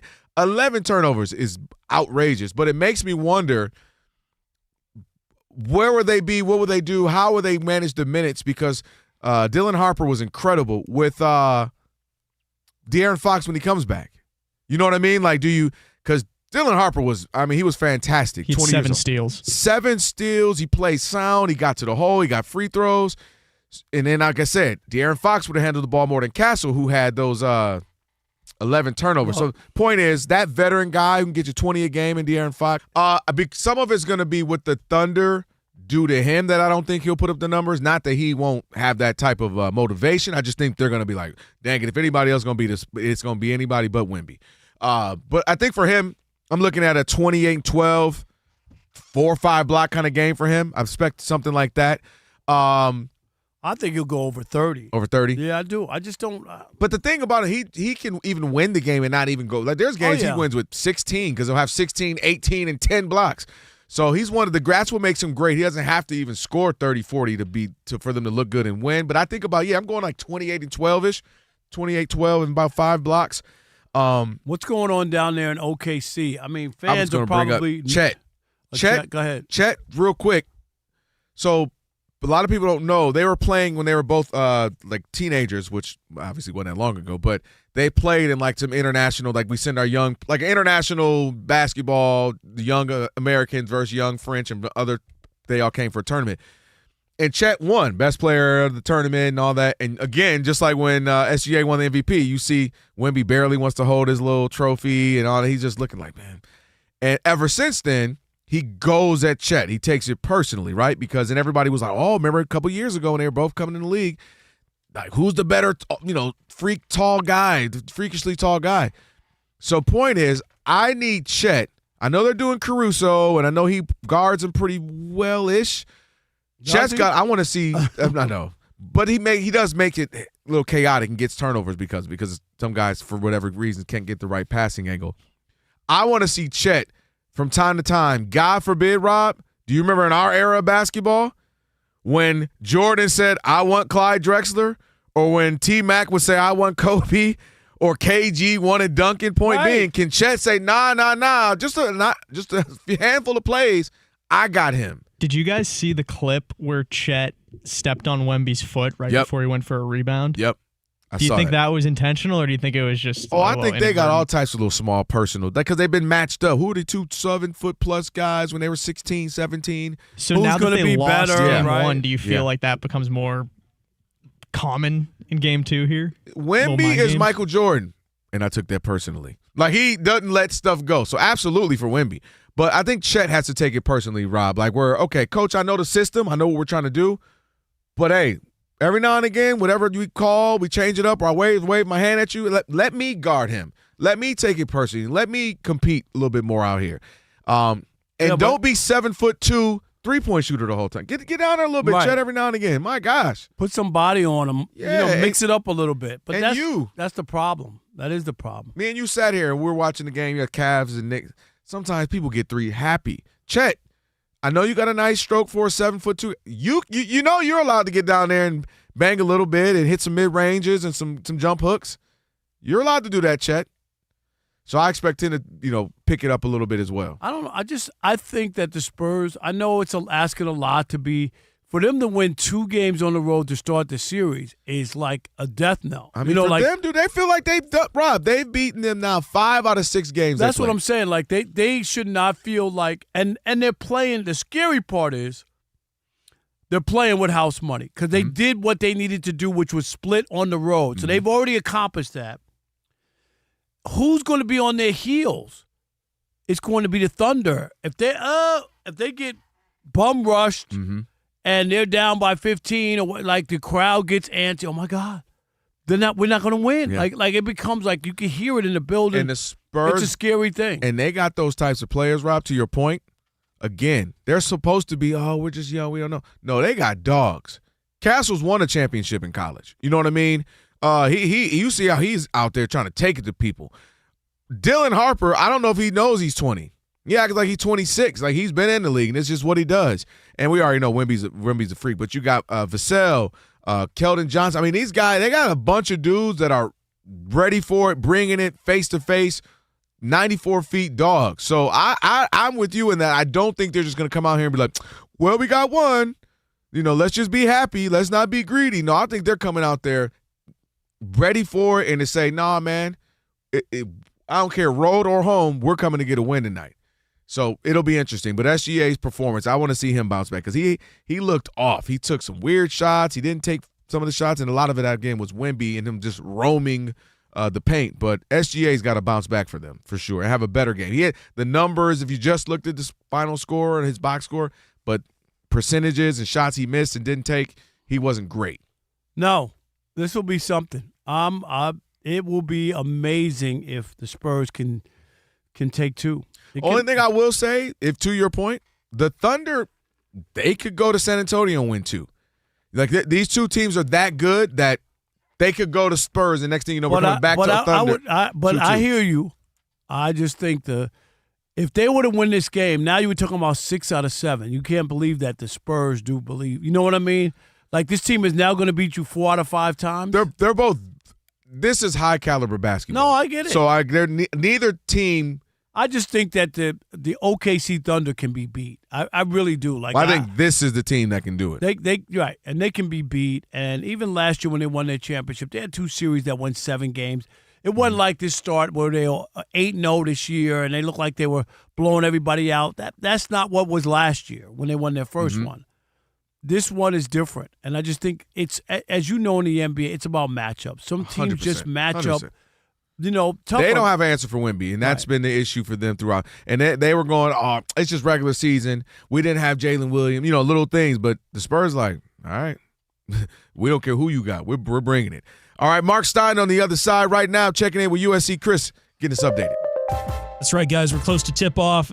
Once again, the Spurs will be without De'Aaron Fox. He has been ruled out for tonight, making it the second straight game he has missed due to his ankle injury.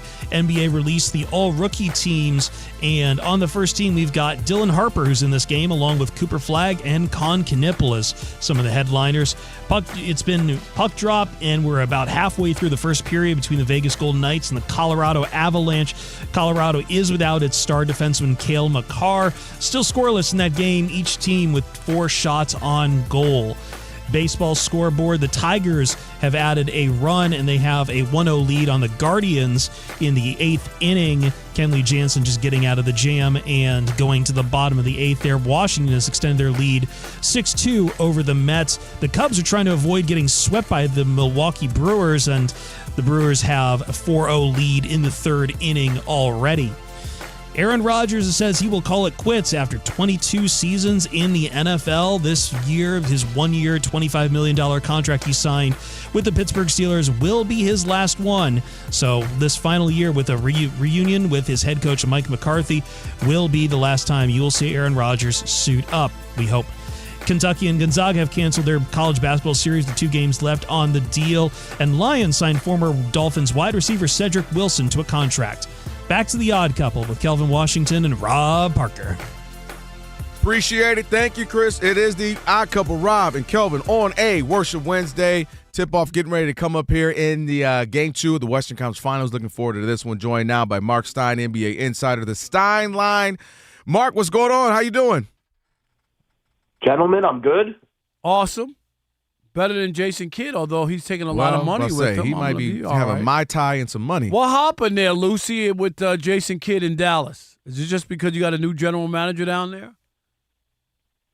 Well, Masai Ujiri was hired on May 4th, and he had a press conference on May 5th. And in that press conference, one of the first questions he got was, are you prepared to guarantee that Jason Kidd will remain as coach? And he stopped well short of that. So from that moment on, really, everybody in Dallas was on coach watch to see what would happen. Okay. And, you know, there were rumblings at the Chicago Draft Combine last week that this change was really going to happen, but the week started pretty normal. Everybody was in the office Monday as usual, but on Tuesday there were a slew of changes throughout the Mavericks organization, and it just shows you that Masai Ujiri has been given ultimate authority to do whatever he wants because, as you mentioned, Kidd has 4 years and more than $40 million left on his deal. You don't often see a team make a move when the coach has that much time and money left on the deal. It was such a bad week for Jason Kidd. I think the Portland owner fired him as well, didn't he? With everybody else. Stop it. I'm sorry about that. It's too soon, bro. The Portland owner is a big fan of Jason Kidd. You know, they know each other because the Portland owner has pretty deep Dallas ties. But I'm not so sure. You know, it's not clear yet. Will Jason Kidd jump right back in there? You know, Chicago, Orlando, and Portland all have coaching vacancies in addition to Dallas now. But, you know, it's not clear yet how Jason Kidd will approach this, and it wouldn't surprise me if he decides to take some time because this last year and a half was obviously a lot of chaos in Dallas. Well, that's where I want to go to that too. You're there in that area. Luka meant so much. The trade happens. Then you get Cooper Flagg, and now we've had that rookie season for him, Rookie of the Year. Hush, Rob. You already know. I was going to say. Before you even say anything. Are fans now over it? Are they still hurt? Are they saying, you know, at least the stars align that now we have our great hype in him? What's the sentiment in Dallas now? I mean, they are incredibly grateful to have Cooper Flagg, and Cooper Flagg is beloved. But, I mean, that you even hear Masai Ujiri has now done 2 press conferences in his first 2 weeks as team president. And you hear him use the words, I know that our fan base is still healing, and I know that it's my responsibility to lead that healing. Like, no, you know, over it, maybe some are, but there are plenty of Mavs fans who I encounter who are very much not over it, even with the miracle of winning the draft lottery with a 1.8% chance to do so and being able to draft Cooper Flagg. But that's been a big part of what Masai Ujiri is trying to, he keeps saying it over and over in these press conferences that we do have a generational talent here to build around and lead this franchise forward. So obviously that's what he wants to focus on. But I think he's handled it pretty well. He understands that there are still a lot of hurt feelings over the way the Luka trade went down. A lot of great players have been traded. They'll get over it eventually. I mean, come on. Babe Ruth was traded. Wayne Gretzky Anthony was Davis traded. ain't even there anymore. He's a wizard now, Rob. I don't care. I'm just saying. Okay. Hey, Rob, how many years did it take the Red Sox to get over the Babe Ruth trade? 86 years. Was that what it was? Yeah, something like that. Something like it does start with an 8. Yeah, so, it does. Let's talk about the Wemby game. They're about to tip off for Game 2. A historic night. My God, 41-24. Double overtime win against the defending champs. It was, as I like to say, suitable for framing. What a game that was.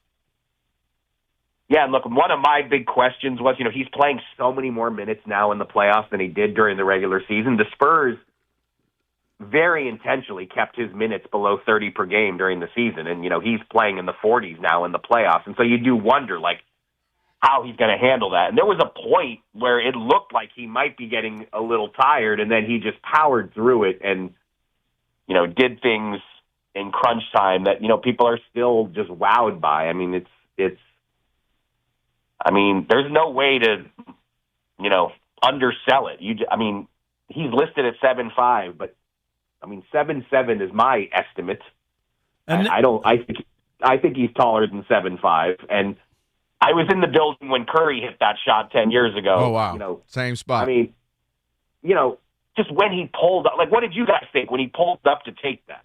The scary part for me, Mark and Rob, was that it looked fluid, meaning that looks normal, and that's not supposed to look normal for a 7 foot 5'6" guy. I checked down at his feet and said, was he in New Jersey when he shot that? I'm just like, come on. I'm not sure that was the shot the Spurs wanted. No, I'm sure it wasn't the shot. It went in. It just, like a lot of Curry shots early on, that's a terrible. No, don't shoot that. Why you? Okay, very good, nice. But my point, guy, I'm saying that looked fluid for him. That looks like what he does, and that's what makes him scary. Mark, is that he can catch it in the paint, turn around and dunk, standing flat-footed. Then he can come down and walk into fluid 35-footers, and it actually looks natural. He spins off people and throws no-look passes. I don't know what we're going to be doing with him if you're the NBA in 2 years when he's 24, 25 years old. What do you do with him? It's very scary, and 28 teams are scared, and maybe 29. Maybe by the end of the series, we'll be adding the Thunder to that list. I was going to say, who'd you pick in this series? I picked Thunder in 7, but that was really I don't know. And, after one game, I instantly regret it because the Spurs have had their number all year long. And that was another big question. It was okay, the Spurs won 4 of the 5 regular season meetings, but all of those were so long ago. How much relevance do they have? But, man, they have a lot of relevance. The Spurs look like they're still in OKC's heads. And the amount of damage he does defensively, just playing volleyball with spiking people's shots left and right.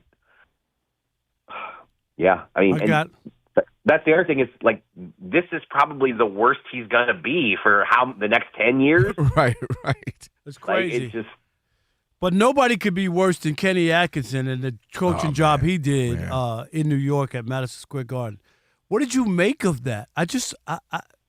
22-point lead with 8 minutes to go.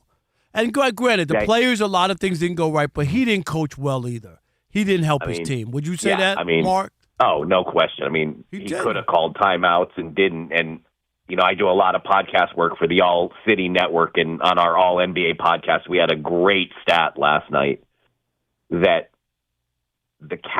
Harden was attacked 9 times in isolation in the fourth quarter, and the Knicks got 1.9 points per possession out of those 9 plays. that's near perfect. Is the coach watching? Does he realize what's James? Come on. Seriously, can you? Okay, thank you. Like, what is going on? I can't believe what I'm watching sometimes. Mark, I can't. I saw the Orlando Magic miss 24 straight shots. They don't have one play to get a basket. 1 for 20 in the fourth quarter. I get bad shooting, but coaches, they don't call timeouts. They don't have set plays to get baskets. You're supposed to have a go-to What am I play. missing? Well, sometimes the moment gets too big.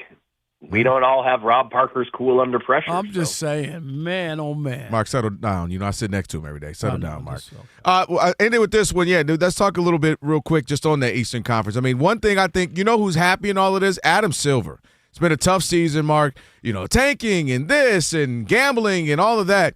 Well, here we are with in the conference final game. And they both go to overtime, first time in history. And they're both incredible and big comebacks or just phenomenal games from Wemby. What do you make of just kind of the state of the postseason for Adam Silver? And is this the thing that kind of makes him go, whew, maybe they'll get off my back for a few weeks? Well, the way it started, Thunder Spurs game 1 could not have lived up to the hype more. We're going to have to see how the whole series plays out. But look, the Knicks, this is their opportunity to go to the finals for the first time since 1999. And if Cleveland can't win that game when they're up 22 in the fourth, you have to, we won't know for sure until game 2. We see how the Cavs respond. And that always happens in NBA history where you see these games and you think there's no way this team can recover. And they do. From a loss. But sometimes they do. But, the Knicks should win this series. And just having the Knicks in the finals alone, the hype and excitement from that, even though they're going to be the underdog against whoever wins the West. Right. Yes, I think you are safe in saying that the league office will not be sad to see that outcome. I'm rooting for Cleveland and the Spurs, 2 of the smaller markets. That'll be nobody. Let me tell you, the NBA does not want Cleveland. They don't want Cleveland Thunder. No, but the Spurs they'll be all right with, right? They don't want Cleveland. Cleveland Thunder. Would that be bad, Mark? That would be bad. Would that be bad? If it's Wemby against anybody, I'm sure they'll be thrilled. I don't think we're getting Cleveland Thunder. No, I don't either. Yeah, that would be. I think that's worse. Cleveland Spurs. Wemby Knicks is they'd love that. All right, Mark, appreciate it, man. Thank you so much. All right, guys, be good. No doubt. All right, Mark Stein, make sure you give him a follow there at the Stein line as well. All right, it is 9-8. Thunder up 1. 9 minutes left in the first. We'll keep you updated on this game. We got one's got to go. That's coming up next. Stay with us. Odd Couple, Fox Sports Radio.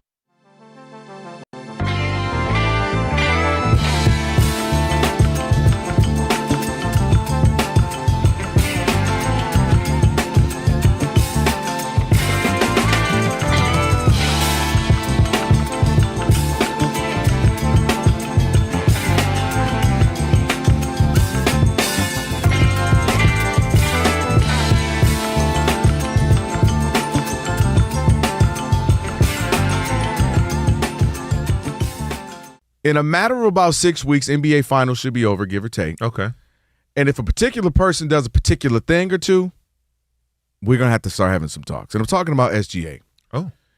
If SGA, who was just announced Finals the regular season MVP, back-to-back. Back-to-back, 2 keep times that in mind because that matters. Back-to-back.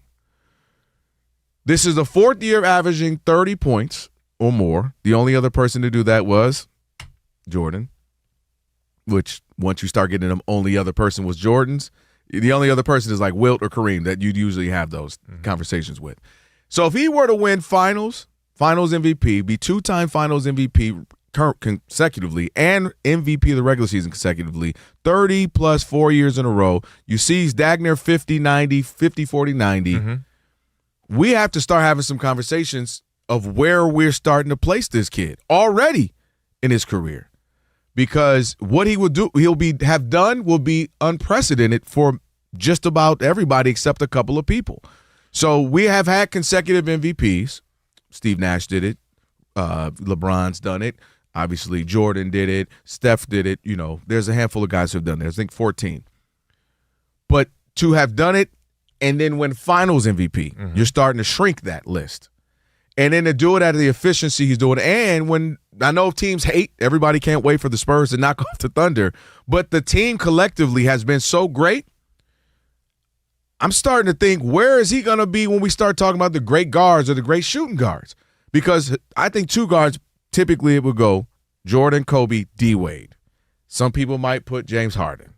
I don't think you could put – some people do. That was a whole debate. Remember Paul Pierce dropped that bit. Rob G remembers because he was saying, is he over D-Wade? And everybody's like, a lot of people said no. Some people said, yeah, I don't think so.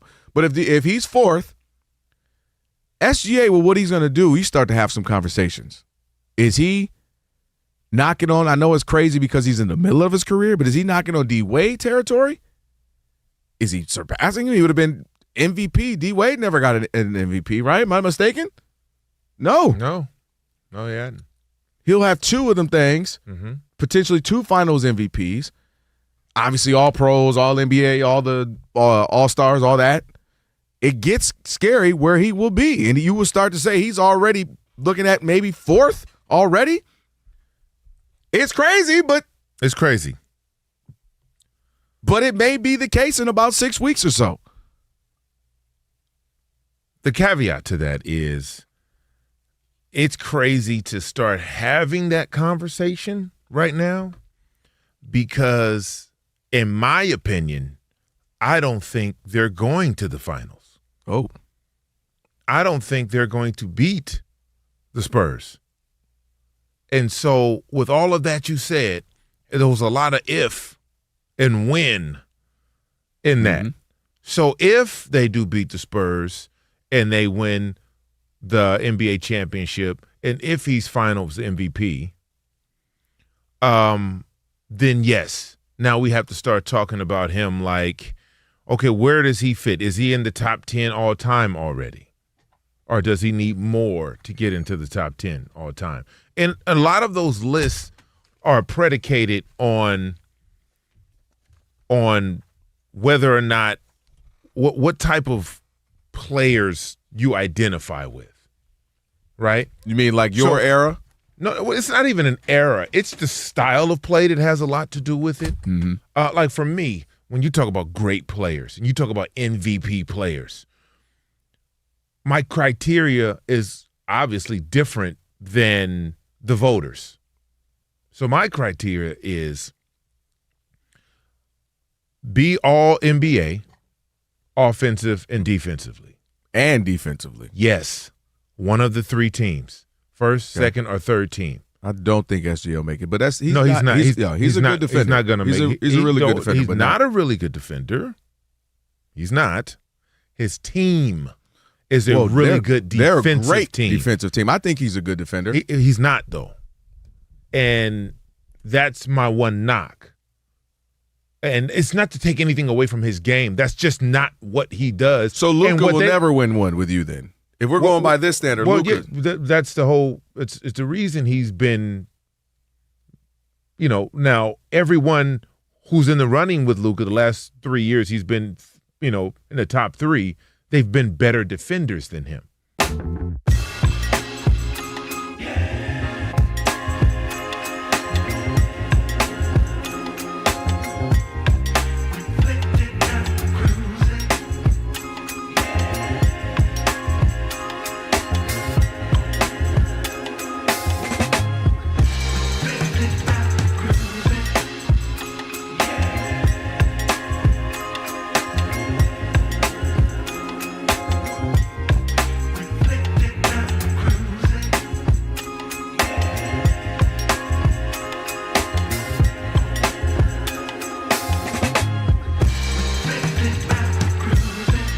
Yeah.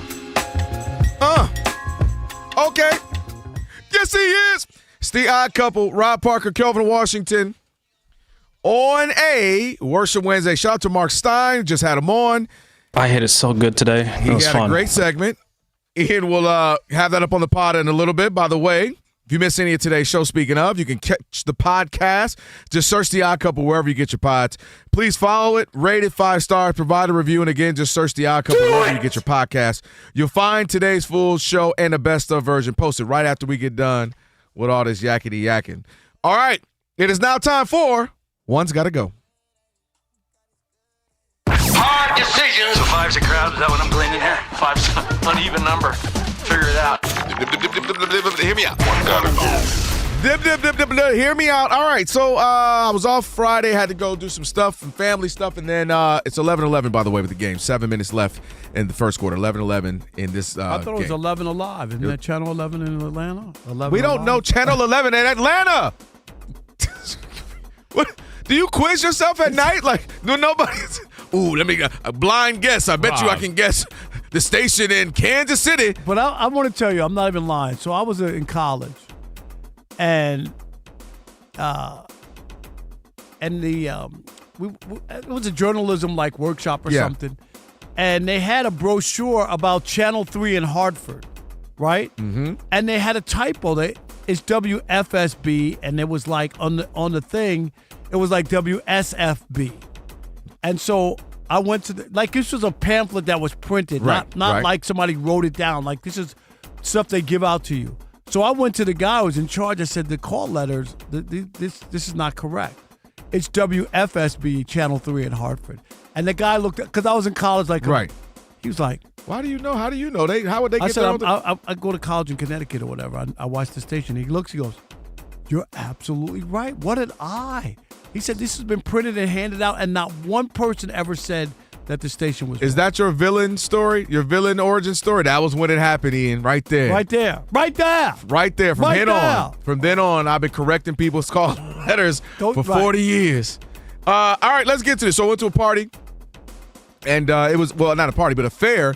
But part of it was there's a tent, a parent tent, and it goes down. It's a parent tent, and don't think just we sitting under the tent. I mean, it's lit. DJs, drinks. It was like, oh, this is okay. And no kids are allowed. Y'all go enjoy that fair. Now, with that being said, it got me thinking about some things. All right, Ian, Rob, Alex, Chris, real quick, we're running low.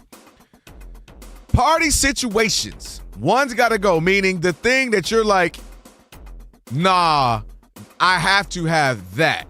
Okay? Terrible DJ. Nobody there. You don't know anyone there. Like, you walk, you get to come to the party, you don't know anybody. No good food, Rob. Nowhere to sit, sometimes, especially nowadays, because everything is sections and VIP, so nowhere to sit. Or lastly, no parking / one of those where it's like the only thing you really can do is valet. So, terrible DJ. They don't have any good food. So wait a minute, we're getting rid of one of these? Well, I'm saying, no, one you're like, yeah, we'll put it like I'm saying. The one thing you have to. No, this is the one. This is almost like a one's got to stay. The one thing I have to have. That's what I'm saying. Which of these is the worst? Yeah, this is one's got to go. So it kind of like threw me off. What it's meaning is, if that ain't there, I can't go. So we're doing a one kind of got to stay. Actually, we're running out of time. One got to stay this time. Go ahead, Alex. Like I have to have love this. Parties where I know nobody there. I can be whoever I want that whole night. That's right. Okay. I go completely into character. I'll pull accents, be like, welcome, where are you from? I'm not from country. What do you like to drink? If you really did that, I have a blast. I'm sure you. Okay. Alex, I think you once impersonated me at a party there. I did. Did you get lucky? I got a lot of free stuff and shoes. Okay, I just want to make sure. I can see that. Some people don't know. They're like, Rob Black, is he white? When I did that, right. It was crazy. Wait a minute. Rob, it was crazy. I got home and got a letter from Kinko's the next day. Oh, no, that's funny. Now that is funny. All right, Rob. Ian, which one? Which one for you is like, no, I that one's got to stay. Like, I gotta rock with that. I know it's one got to go, but it means too much to you. I know what you mean. Yeah, I'm the opposite of Alex. I have to know people at the party. Like, I think it's the worst thing at a party when you don't know anyone and you don't know where to stand. You don't know who to talk to. Like, the point of being at a party is socializing. So if I don't know anyone there, that's tough. I mean, you can meet new people, but then you would know people there when you meet them. So. I'm gonna just go with, come on, food. I'm coming to the party. I need something to eat. Like, could you? I can eat before. We know, Rob. No, I want something at the party to snack on. If you don't have any good wings, I'm not a bird. Go ahead, Chris. Yeah, no, I mean, if I'm going to have to deal with anything, I would like to be able to sit. Okay. That feels like something after a while I'm just going to lose my legs. Everybody has one. Me, terrible DJ. It's the radio and me. I'm going to be sitting there thinking the whole time, man. It's like I'm going to dissect your DJ all night. Like, that was a terrible blend. How'd you get hired? That mix was terrible. So I think we all picked a bunch of different, swapped them out a little bit. All right. We got to talk about the collapsible choke job last night. We are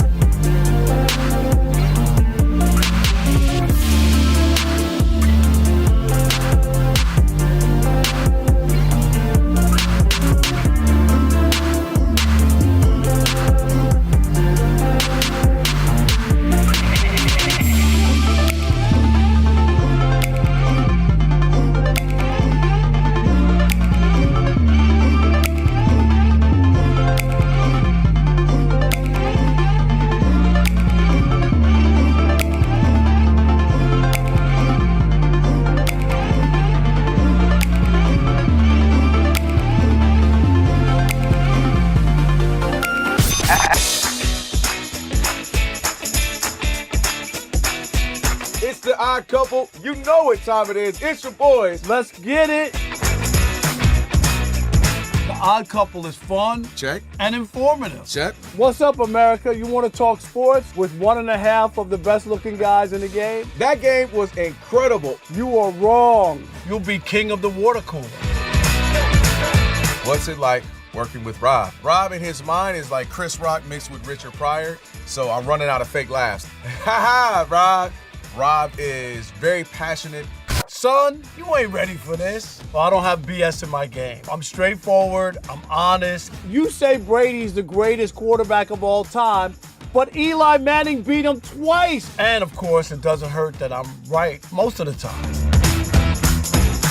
Kelvin is the nice guy, wants to make everybody feel warm and fuzzy. You done? Let me tell you the truth. I bring the energy, a youthful energy. Rob's not going to see this, is he? And I bring an honest opinion. Michael Jordan, I can't take it anymore. I need a break. I'm going to go play baseball.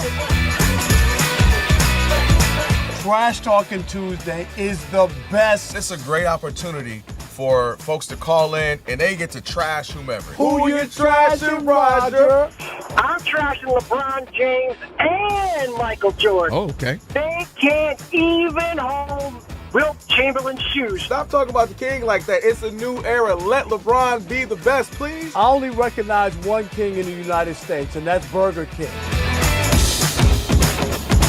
The connection with the Odd Couple audience is incredible. We really invite them in. And they can relate, whether it be things about our own personal lives or our takes on sports. Love you guys. You guys are killing it. Hey, we appreciate you. Thank you for rocking with your boys. They feel like it's just my guys, just my friends, and they join right in on the show. We talk with the listeners, not at them. Obviously, you can listen to us live, but you can still check out the podcast. You can check out our YouTube. You can check us out on social media. So in any way you want to get it, you can get it.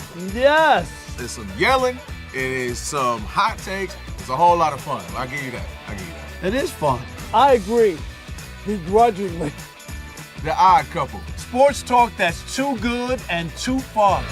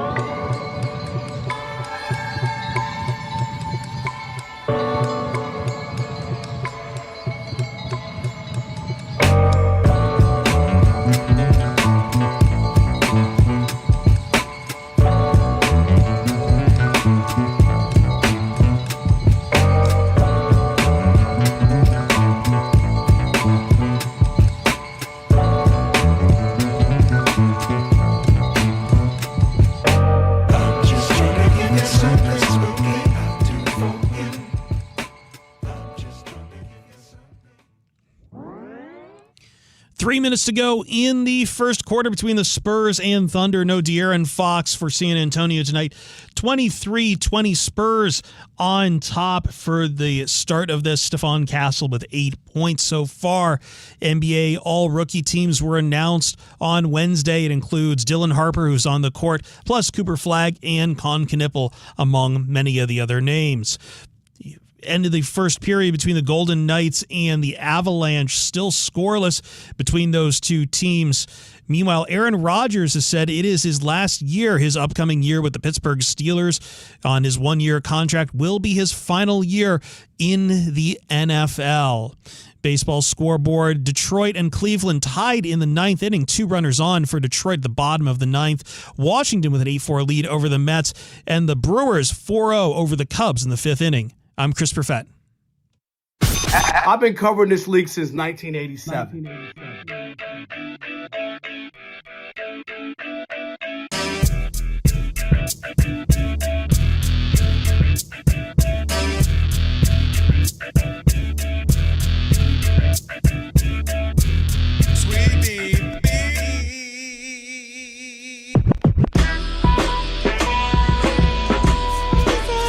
Can this sports writer and this sports fan share a radio show without driving each other crazy? Now, live from the Fox Sports Radio studios, here's Fox Sports Radio's Odd Couple, Rob Parker and Kelvin Washington. Our number 3 on a Worship Wednesday. Number 3. Rob Parker, Kelvin Washington here on the Odd Couple, Fox Sports Radio, the best sports network in the nation. Facts. A place where you get insight, not just noise. And don't forget, you could check us out on YouTube. Do it! It's so easy. Just search Odd Couple FSR on YouTube. Hit that subscribe button. If you want to celebrate the Knicks, hit the thumbs up icon. Comment away. That's right. And there you go. Check out the YouTube channel. Watch us live right now. Just search Odd Couple FSR. Tracy Rivas. She is a author and covers soccer. And the World Cup is starting before you know it. Kelvin almost passed out when we not gonna lie. doing pre-show stuff. In our group chat, I said, Rob, look at you. Loving soccer? Who? Hello? And I was like, who is this on with me today? What? Yeah. You already know what I said. I know. You already know.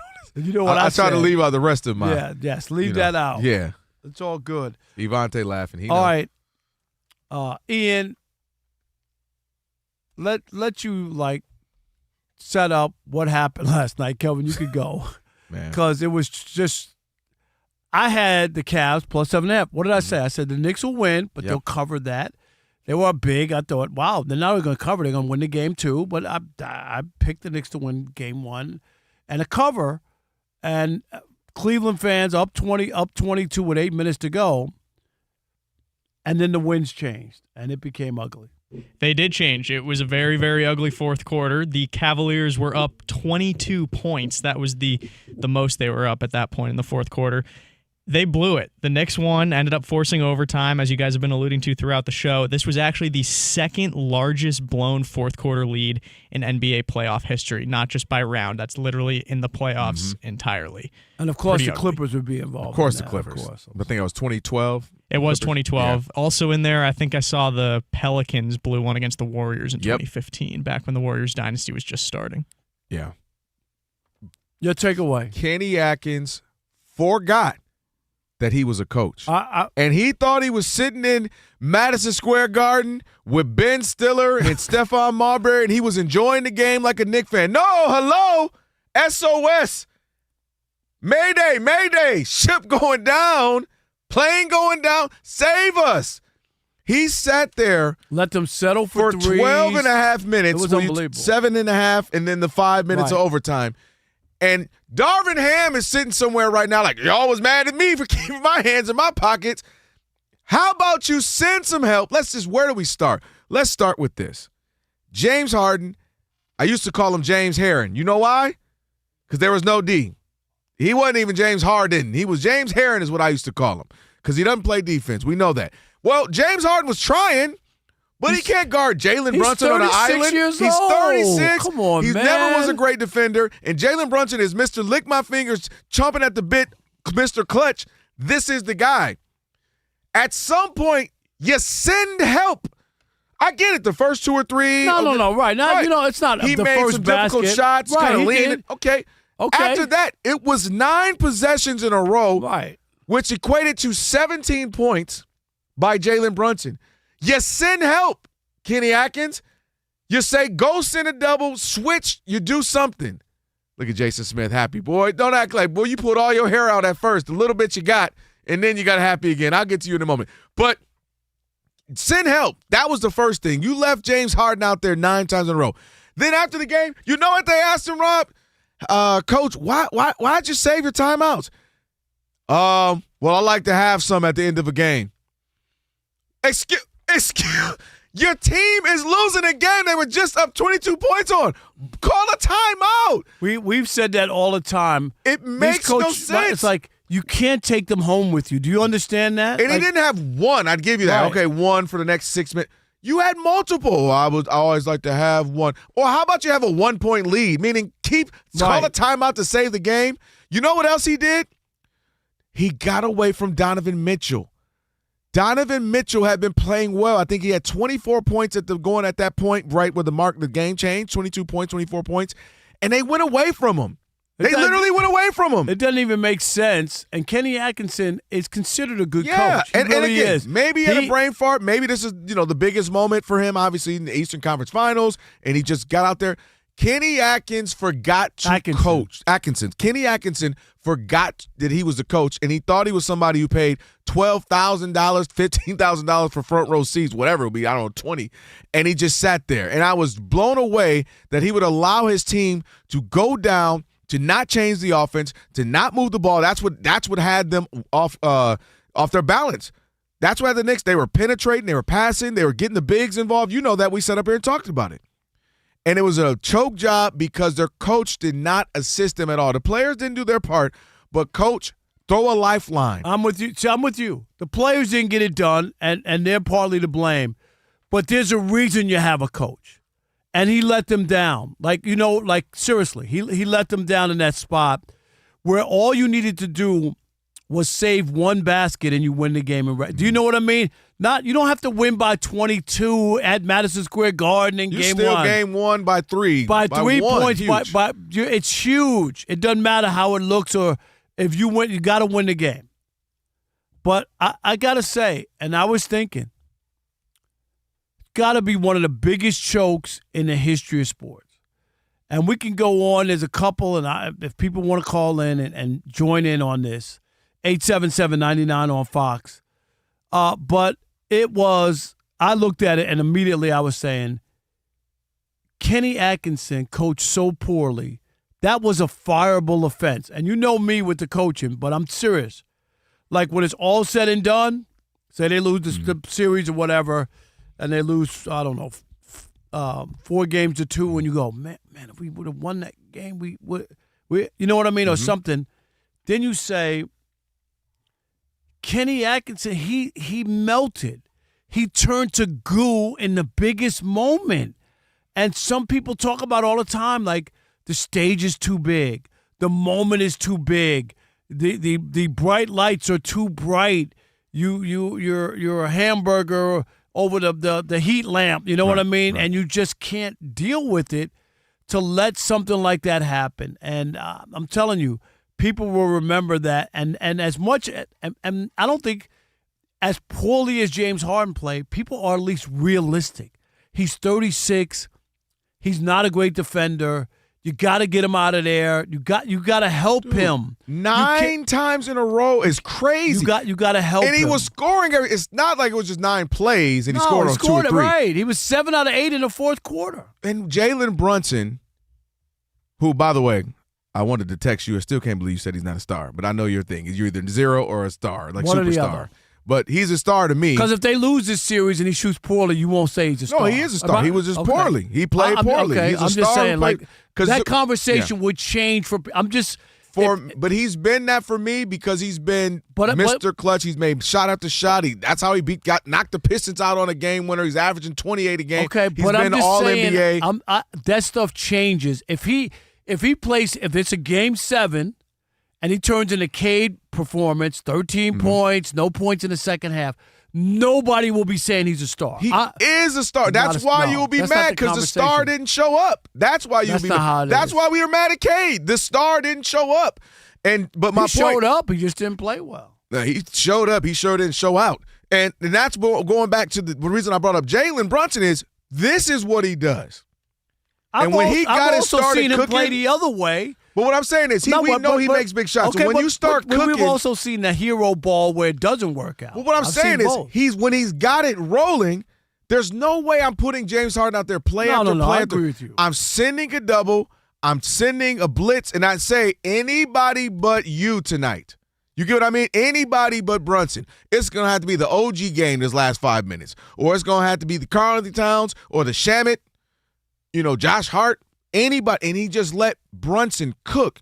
And he just stood there. He didn't blitz him. He didn't, 94 feet guard, like nothing. I was watching this so confused. Donovan Mitchell's your best player. Donovan Mitchell had been playing well. Penetrating, kicking it to the bigs, they're getting easy dunks. He did that great against the Pistons in Game 7. It wasn't that he had a bunch of points. It was the way he controlled the game, 8 assists, 0 turnovers, all that good stuff. So Donovan Mitchell's performing well, and you go away from him the last 6 minutes of the game? Donovan Mitchell has 2 points from there on, and including overtime?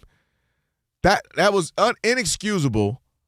And I was blown away. And I'm normally on the team took it side of things. Did someone choke? Nah, they blew it. They blew that because there was multiple offenses. It wasn't just, Brunson got hot and that, hey, we played our game and we just tipped their hat. No, they self-destructed.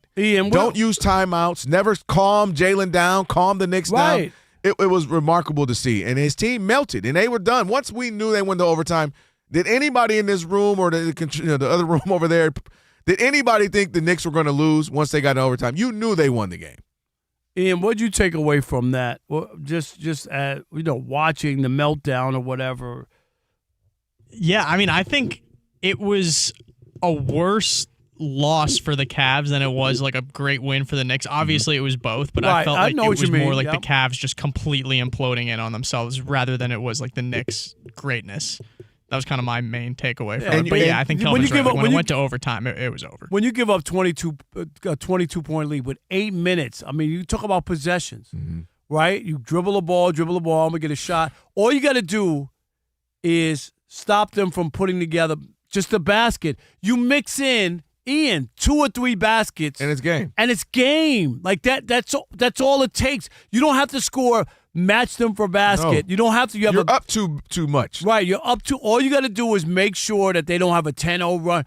It's 8-2. You cut it back. You know what I mean? Like there's 3 baskets and you win the game. In 8 minutes. Here's what you're referring to. The last 12 minutes and a half. That 7 half and then the 5 minutes overtime. 44-11 run. It's unbelievable. That's why I'll just usually I'll say, man, I think a team the way they just took it, you just can't let Jalen Brunson kill you. Anybody but him. You gotta use your timeouts. You gotta say, snap out of it. Oh, forgot, I got Donovan Mitchell over here. Run the offense through him. Move the ball. Let's get it going. High pick and roll. Donovan Mitchell essentially was Lou Dort. Donovan Mitchell was a Seward Thompson, if you will, with the pitch, meaning like a guy who I'm just out here. He was essentially Draymond Green offensively. Actually, that's disrespectful to Draymond because at least Draymond might get the ball and pass and make a nice assist. Donovan was just out there. All right, 877-99 on Fox, 877-996-6369. Just your thoughts on the collapse by the Cavs and just other great chokes in the history of sports. Well, the Knicks had one when Reggie Miller that 8 one points in 8 seconds. Right, and the Pacers. And last year in Game 1, it's like last year in Game 1, right? Are those some of those and some other ones in other sports? If you have a choke, 877-99 on Fox. It is The Odd Couple. Rob Parker, Kelvin Washington. And you know what you need to do? What's that? Stick and stay. Because in about an hour from now, there's going to be a lot of Knick fandom in the US of A. Oh, yeah. You already know that. Look at Jason Smith right now. Let him have his moment. They deserve. Listen. You know how it works for Jason. He's fan of 3 of the worst teams in the history of sports. Kelvin, when M Drive first call came to us. I thought you were talking to me with the Lions. What'd you say? Yes, I'll be honest. I had never heard of them. No, neither had I, Rob, actually, man. But then I started paying attention to what was going on with my body. Same. After 40, energy drops, weight won't move, except to the gut, and the gym stops giving back what you put in. Yeah, and then you start to think to yourself, man, is it me? It's not. It's testosterone. That's right. Good job. It declines after 40, and it takes everything with it. So M-Drive, that's what they're built for. Exactly that thing. 2 capsules, pop, every morning with clinically tested ingredients that support healthy testosterone. That's right. That's exactly what it is. Energy and metabolism as well. Mike Grable, testosterone. Dang it, you went Grable. Where did the G get in there? I don't know. I just threw it in there. Here's what got me is the scientist named Gary Kehoe. He built this thing almost 20 years ago for himself after feeling the same change. And so, we were trying to get healthy, you and me both. So M-Drive is a part of this journey. Over 1 million people, men, use it. That's right. 60-day money-back guarantee. If you don't like it, send it back. We're in the middle of this, and so far, gotta say, it's working. mdriveformen.com, code COUPLE, 20% off your first order. mdriveformen.com. M-Drive for men who still show up. Hey, Kelvin. What's that? Go get M-Drive. Tatarone.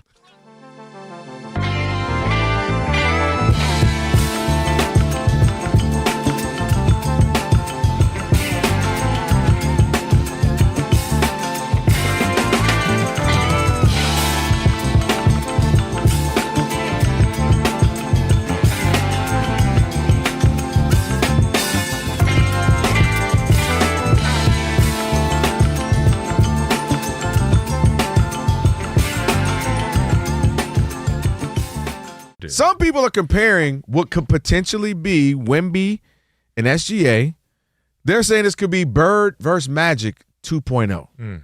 Yeah, big facts. They're talking about this series in the way that we haven't talked about a non-finals matchup in like a decade. Like they're saying this is Harden's Rockets versus KD and Steph's Warriors. This is Steph's Warriors versus KD's Thunder. Like this is Lakers Kings. Heat Celtics. And right? Like this is that kind of matchup where you got one team that's the established champion and the other team that's got what many believe is going to be when he gets one, he's going to get all of them. He's going to be collecting these rings like he's Thanos and Victor Wembanyama. And so ESPN NBA insider Tim Bontemps surveyed a bunch of anonymous scouts, executives, coaches about this series, keys to the game, that kind of thing. And when they were just talking about the series itself, without getting into the X's and O's, you had one anonymous exec saying this has a chance to go down as one of the best series of the past decade, period. Another coach says this is the NBA Finals.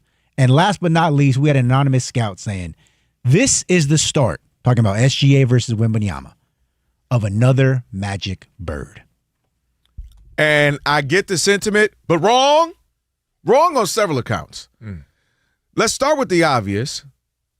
The fact that I believe the basketball gods was like, you know what? I'm going to give the NBA a boost. It's struggling. We know what's coming off the 70s. Drugs, this, that. The game wasn't the game. And you get two guys who played in college. Come on. You already starting there, that there's some rivalry. Yeah. Two guys played in college who are both going to be absolutely great. We all knew it. One was already the number one pick. He just stayed in college. How you the number one pick and you stayed in college in Bird? And then Magic is the number one pick the next year. So, boom, they come in and they're playing against each other in the NBA. Then you got to lay out the obvious to me to say why this isn't that. You literally had black and white. One black guy, one white guy on different coasts. Literal coast to coast. Boston and L.A. Hollywood versus blue collar. You got Smiling and Showtime versus, grumpy, blue-collar, lunch pail of Larry Bird. I mean, you had everything you could ever dream of in this. Styles of play, like I said, they already have familiarity. Not to mention the fact that they compete for championships, right? When they met the 3 times, it was for an NBA Finals title. So, to me, it can't be that. However, Laker fan, you'll appreciate this. It, to me, has more of a chance to be Kobe, Tim Duncan, where you all of a sudden have a guy. Oh, that's pretty good. Thank you. Appreciate that. Where you have a guy who's probably going to win a championship if they get through each other. So if I'm Kobe in the Lakers, whether it was Shaq for the first little bit, then obviously he was gone. If I can get through Tim Duncan, we're probably going to win the championship. If you're Tim and the crew, we get through the Lakers, we're probably going to win a championship. They matched up in 6 different playoff series. throughout their years. 99, the Spurs won. Then the Lakers won in 01. Then the Lakers won in 02. Then the Spurs said, 03. And then in both, mind you, the winners went on to win the championship. And then in 04, the Lakers won. They lost to the Pistons, and then the Lakers won in 08. But my point is, it was Spurs, Lakers, Spurs, Lakers, Lakers. To me, that is what this can be. Also, what happened in that time frame, both of them got MVPs. Now, Kobe only got one, but you got an MVP out of that. Tim got, what, 2? So I feel like it's going to be more of that. 2 guys who are and similar in guard, big man. So I think it's going to be more of that, where we get to witness for the next greater part, maybe 5 to 10 years, 2 guys compete for titles, compete for MVPs. Teams could be the number 1 seed in the Western Conference. But I think it fits that mold more so than a Magic Bird. I don't think anything will ever be that again, because of the magnitude of what it meant, how it raised the stakes in the NBA, how it popularized the game, how it made casual people at the water cooler at work who normally didn't care about the NBA watch it and talk about it. That was something unique. That's why I almost believe it was literally God sent, like, give you something that we'll never see again. This has the potential to be Kobe, Tim Duncan, Lakers, Spurs throughout the late 90s, the 2010 run 2.0. What you think? You made some extremely compelling points that I hadn't even thought about. So, kudos to you. Okay. The one thing you did leave out about Magic and Bird, the time in this country of divisiveness between African Americans and white Americans. That's real.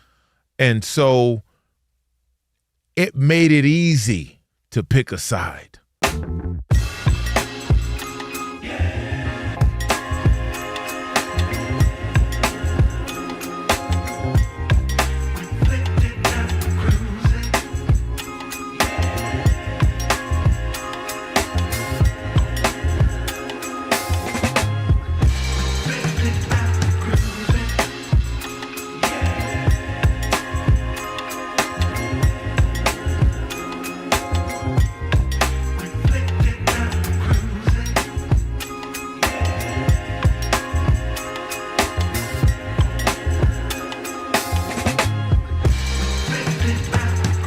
Fox Sports Radio. Rob, we got a game, man. 48-43. These guys, both teams are balling. Thunder up 5 right now, 7 left in the second quarter. But, I mean, the plays we're seeing. Castle with a crazy dunk. Great defense by SGA. Yep. Threes, everything. It's insane. All right. It is the Odd Couple on a Worship Wednesday. And, by the way, yes, we are coming up is Tracy Savelle Rivas. Did I say that right? Tracy Rivas, yeah. Tracy Rivas, author of The Life and Career of David Beckham. We'll have some soccer talk coming up in a little bit. Last call as well. Soccer? What are we doing here? Soccer. Okay. Yeah. I know. Should I say football to make you feel better? No, okay. Soccer. All right. FUTBOL. And at University of Maryland Global Campus, you can choose from more than 65 graduate online degrees and certificates, including our MBA now with 10 specializations. No application fee through June 1st. Visit umgc.edu. Let's take some calls. Biggest choke job you recall? If you just want to talk about the one you saw last night, the way the Cavs gave it up to the Knicks, what did you see last night, and some other memorable ones. Who we got? Thomas in Georgia. You're on the Odd Couple Fox Sports Radio. What's up, Thomas? How are you? I'm good, guys. Thanks for taking the call. Yes, sir. Yeah, it was a choke job, but there's a couple of points I want to make. I'll try to be short and sweet. I'm a native New Yorker, okay? I live in Georgia now. I grew up on Long Island. All right. And I already know it's right because you said on Long Island, not in Long Island. Exactly. Right. And I'm very disappointed in Rob Parker being a native Long Islander. It's funny you guys used the word fugazi earlier. Yes. Rob, your criticism of the Knicks is fugazi. Okay. Hey, you know what? Let me say this to you real quick. So you can never, every place I've ever worked always says that You hate that place. Right. Like, so you can't say I worked in Detroit. Oh, you hate the Lions. Now you got a New Yorker saying, Rob, you hate New York. I just want that. I'm always the same. I'm always the same. Go ahead. Except the Yankees. No, listen. Both you and Kelvin are very knowledgeable. I love the show. Thank you. My thing is this. If they did that with 7 minutes left in the fourth quarter, if they play like that for an entire game, the Cavs have no shot. Yeah, but the Cavs also had a 22-point lead. Kelvin and I watched the first 3 quarters. They played great. The Cavs. They look good. They did. That makes it a bigger choke job. But no, we agree. We're not even arguing that it was a big choke job. But listen, my thing is this. The Cavs were still out there, so the Knicks weren't running up and down the court by themselves. So give them a little bit of credit for coming absolutely. back. I mean, I gave all the credit to especially Jalen Brunson going crazy, 17 straight points. But you, even you, and you're one that'll give the other team for being able to come back. Oh yeah, this was on the Cavs. I'm sorry, 22 points with 8 minutes to go. If it were start of the fourth, if it were last few minutes of the third quarter. You can't lose a game. You're up 22. 22. Sorry. We were mad at the Pistons for 9 points with 3.5. Right. 22? 9 points with 3 minutes to go. Exactly. Andre in Mississippi. You're on the Odd Couple Fox Sports Radio. What's up, Dre? Odd Couple. What's going on, man? Yo. How are you? Hey, I'm doing great, man. Greatest choke job I've seen in my life. I'm going to go with your boys, the Houston Oilers back in the day. Warren Moon. Oh, yeah? Houston. Yeah. Oh, yeah. I was watching that game and here in L.A. Oh. My girlfriend at the time worked for the L.A. Times. I was there visiting her. I swear, I watched it. I could not believe what I saw. Sounds You're like right. a nice little, could have been a newspaper relationship. Y'all could have been a power couple. She was a newspaper reporter. Yeah. That's all good. That's big time NABJ 83. Hey, guys, everybody talking about the blame. The blame should go to Donovan Mitchell. He's the point guard. He's the coach on the floor. He's supposed to settle his I'm team with you. down. Come on, guys. No, I'm with you. He's a superstar. Well, I don't know about super, but I'm with you. But that's the thing. Appreciate the call. Yep. There are no more traditional point guards. Who's the Rondo? But you know what I'm saying? The Mark Jackson. Who said, "Hold on, calm down. I got this." Who's that type of point guard? Positionless basketball. Chris Paul in his prime. Who's that person? Andre in Massachusetts. You're on the Odd Couple Fox Sports Radio. What's up, Dre? How you doing? Thanks for taking the call. Listen, where is the shark on the back nine at the Masters on Sunday? To help. Oh yeah, the shark choked down many big time. Tourneys. His opportunity to win a major, and specifically that major, it was all right there for him. But once he got in the slippery slope, there was no turning back. So incredible collapse for the Cleveland Cavaliers, particularly, again, for me. They have the talent, and then I frankly expect more from Kenny Atkinson. I think he really coached poorly, didn't he, Dre? I mean, he coached poorly. Coach, when were you going to use the timeout? I don't know. I just like to always keep one at the – Coach, the ship is going down. Save us. They're not trading stamps that you could cash them in when you take them home at night. They don't carry over to the next game. Crazy. James Harden, I just think he's a good one of our better defenders. What? 877-99 on Fox. We're going to squeeze in one more. Dion in Texas. Me and Dion argued the other day. How you doing, Dion? What's up? Y'all good? What's up, hey, guys. Hey, loving the show. Hey, I want to take an alternate point of view. Okay. You remember last year, I think the Knicks, they lost to Indiana. Was it game 1 or game 2 where they were up? No, game one. They were up by 14 with 2.5 minutes. Right. Yes. Yes, sir. So I think they had a sense of urgency. They knew the time of the moment. They had to be perfect down the stretch. And Charlie Brown coached his butt off. He put in Landry Shamet in the place of Josh Hart. So he made some adjustments. Yep. And he hit those 3. He went to shooters. He went to shooters. I want you to notice that I was ready for my woo, woo, woo, woo, the Charlie Brown teacher. I was ready when they were up by 22 with 8 minutes to go. Oh, yeah. Tell me, today you would have heard all about Charlie Brown today. Oh, yeah. That's right. Hey, that was ingenious for them to do that. Hey, guys, don't be too hard on James Harden. Blame the coach. The coach. No, we said that. Actually, we talked about. Dude, thanks, Dion. We're on the same page. You can't have a player who's not great at something have to do it over and over and over and over and over and over again. Years old, right? Older, never been a great defender. You just keep putting him on arguably top 1, 2, 3 best guys to get a bucket in the clutch. Made no sense. Over 9 times in a row. That's crazy. All right, Tracy Rivas on the way. We'll talk about a book, Life and Career of David Beckham. We know for those of us, you got the World Cup coming, period, but specifically for us here in Southern California. Right now, USC Chris. Getting you updated. All right, guys. Yes, we are in the middle of the Western Finals Game 2. 56-47, Thunder on top of the Spurs with about 3 minutes to play before the half. And Stephon Castle really having himself a first half, 16 points. However, the 5 turnovers probably needs to get worked on just a little bit there. Spurs in the second game without their guard De'Aaron Fox, who's been ruled out with an ankle injury. Dylan Harper, though, of the Spurs was named to NBA All-Rookie First Team along with Cooper Flagg and Colin Knippel before this game. Meanwhile, we're about halfway through the second period between the Vegas Golden Knights and the Colorado Avalanche in Game 1 of the Western Conference Final in the Stanley Cup playoff.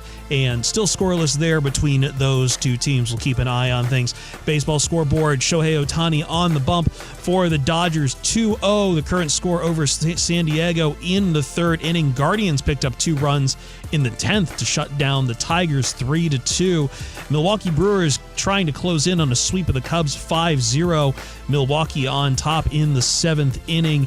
And Boston has taken a 4-3 lead over the Royals in the 7th inning. Earlier in the day, we have learned that Aaron Rodgers will play his final season this upcoming season with the Pittsburgh Steelers 2026 NFL season that caps off his career at 22 years with a reunion, of course, with his former Packers coach, Mike McCarthy, for the Farewell Tour.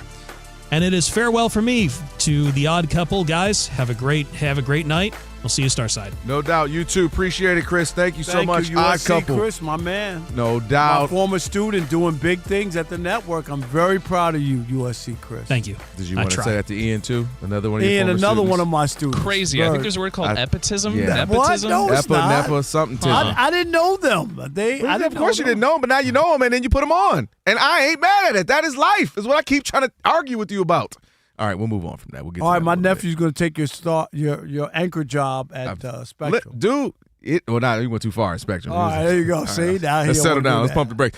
Tracy Revis, author. One book was The Life and Career of David Beckham. Got another one right now to discuss as well. United States Soccer on this day, a 365-day journey of games, goals, and moments in U.S. men's national team history. Joining us now, Tracy, how are you? Tracy, what's happening?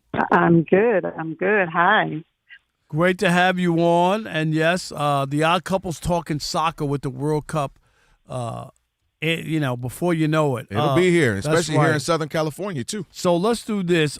You spent years covering soccer and writing about the sport. What inspired you really to write about the United States soccer on this day? Well, I'm a big fan of the team, obviously. I can talk about soccer for days. And I've been covering, as you said, the game for a number of years. I also produce a newsletter called The Club, which covers the U.S. men's national team. And then I had the idea for this book for a while, and I thought, now's the perfect time with the World Cup coming out to write it, right? So it's basically this, we used to have those calendars where they're a page a day on your desk, and you turn it, and it was like a new quote for the day. Yep. A new joke or a new vocabulary word. Well, I thought it would be kind of fun to do that about the U.S. men's national team too, right? But I didn't do it in calendar form. I decided to do it in a book form. So that's what this is. Every day you turn the page, and there's a new fun fact about the history of the U.S. team going back to the 1900s. All the historic matches, World Cup victories, player birthdays, goals, just 365 nuggets of information. And there's some really great moments in the book. I like it, especially like you mentioned, it's coming up. And I mean, of course, every World Cup we say, we're going to try to do better this year, you can do well. As it turns out, this year, I follow the team. I've been following them since 2010. Mm-hmm. And so I think that there's a lot of great players playing overseas. They're playing in the England Premier League. They're playing in La Liga. They're playing in the Bundesliga. So there's some really good quality players, and I think that we are going to have a good team. We have some. We have a good group that the U.S. team has drawn into Group D, and the competition is Paraguay, Australia, and Turkey, and none of those teams have a higher than 20 in the FIFA rankings. The U.S. is currently ranked 16. So everyone thinks that they're going to have a relatively not as challenging to get out of the group stage. Good. And advance along into the World Cup. Yes, exactly. All right, I don't want to be a Debbie Downer, but I'm going to be a Debbie Downer. You could at least be like a Dougie Downer or something. All right, but tickets aren't being sold like they aren't sold out. All these games. I know a lot of people are from other countries are afraid to come to the United States. I'm keeping it real, right, with what's going on and the whole ICE thing, and they're going to be at the door gates and all this kind of crazy stuff. Are these games going to all sell out, Tracy?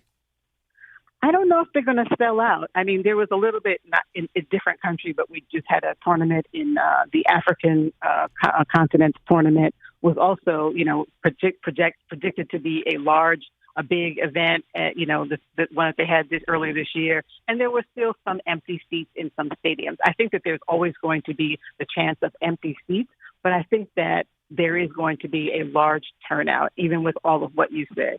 If you're a big football fan, you love the game, you love the World Cup, you know that there's other things involved, but you hope that there's going to be such a great turnout of great games, great turnout of fans, and that everyone's going to enjoy themselves once it's all done. Just like when the Olympics, every time the Olympics comes, they always say, oh, the host city's not ready, the paint's not dry. And then the Olympics happens, and it's just wonderful, and you have all these wonderful, great stories out of it. Fingers crossed that's what happens for this. Hoping so. Tracy Rivas is on with the Odd Couple on a Worship Wednesday. And, of course, we mentioned the first book. We also know they got this one, United States Soccer on This Day, a 365-day journey of games, goals, and moments in U.S. men's national team history. I want to go here, Tracy. One of the things that I'm interested in is I grew up and I played soccer for few years, and Did you play soccer? Yeah, really? man. Wow. I really mean this. I should have stuck with it. But there's a reason why, and I was going to bring it up to this. 2 sports I played, and one I played in high school. But then, as an African American young man, all my black friends would run by, and they would say, "Yo," everybody calls me K-Dub. "Yo, Dub, stay black." This is in the '90s. We didn't have a lot of black tennis players. We didn't have a lot of black soccer players. So I just quit. Yeah. And I was like, "Oh, I'm just gonna stick to basketball." And I say that to say, there's a documentary. Can I Kick It, which is obviously a play on the Tribe Called Quest song. Can we kick it? Can we kick it? There's a feature documentary, and he talks about just the sports and the black communities, getting kids more into it. Rob knows he's a baseball guy. We've talked about that, getting black kids into baseball. Yep. Tell me a little bit more about that and just the concept of making soccer more diverse. Yeah. Specifically in the States, because obviously it's diverse around the world, but specifically here. Yeah. I became a fan of it watching it overseas when I lived overseas in Spain. And then when I came back to the States, I was like, how could people not love this game? It's just incredible, but it does drive the rest of the world for some reason, not the U.S., maybe because we have so much others going on. I don't know. Maybe it's because it's 1-0 all the time. Maybe. Well, I mean, that's a real thing, though. At least you said nil and not 0. You like that? See? I mean, I know the lingo. You're learning. There you go. So, yes, the documentary, Can We Kick It, does talk about this. That was the whole premise of it. And, how it is sometimes largely not accessible. Exactly what came up with that you said, that someone said, well, they played other sports for a while. They tried to play soccer, and then they noticed as they got a little bit further along, there was less and less people of color on the team, and they were also kind of, their peers influenced them to say, well, maybe you shouldn't be playing this game. I mean, you also feel like, well, I don't see other people like me around. I don't want to play it. But, again, during the 90s, you could see, sometimes you have to see other players doing it, and I think that's this generation will get to see that. I just got finished watching another documentary where Kobe Jones was talking about, when he was playing, he didn't see anybody like him doing it, right? Mm-hmm. Yeah, except overseas. But now, younger kids in this generation, they can see people like them playing this game. There's much more diverse. Maybe that will make things change. And there's also the accessibility. There's all kinds of initiatives to build soccer courts.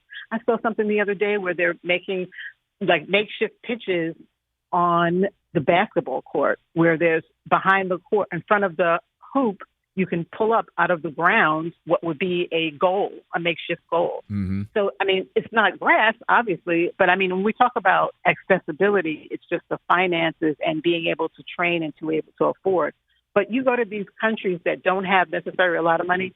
In Brazil, they don't have a lot of money in some communities, but those kids are barefoot, makeshift balls, in the streets, in the park, day, night, from sun up to sundown. They're playing because it's part of their sort of culture, and it's not necessarily in ours. Yep. Tracy, one last thing. Tell us about the book again, and where can people get it? Well, as I said, it's these fun facts about the U.S. men's national team. I have these, every day of the year. Sometimes there's more than one fact because a lot of different things happened, So there's the great World Cup matches like 1950 when we won upset over England, another great match when we were in the very first World Cup in 1930. All the great players from the early era and as well as the 90s and the current players.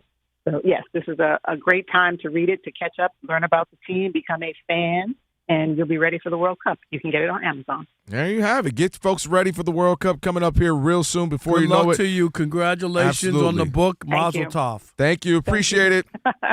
Bye. All right, no doubt. Make sure you get that book and keep up with everything she got going. Tracy Reavis, Reavis. You can hit her at Savell, Savell, Reavis on X. All right, Rob, last call. Last call already? Wow. Wow. That's right. 877-99 on Fox, 877-99 on Fox. It felt like we were doing a 4-hour show and it just dragged. Oh, stop it. 11-point lead right now. 62-51 for the Thunder. They've got it going in this second quarter with 28 seconds left in that second quarter. All right, it's The Odd Couple, Fox Sports Radio. It's last call time on The Odd Couple. If you had a take and couldn't get in all show, here's your chance. Your call's important to us. Call us at 877-99 on Fox. Hurry up. Rob and Kelvin got to get out of here.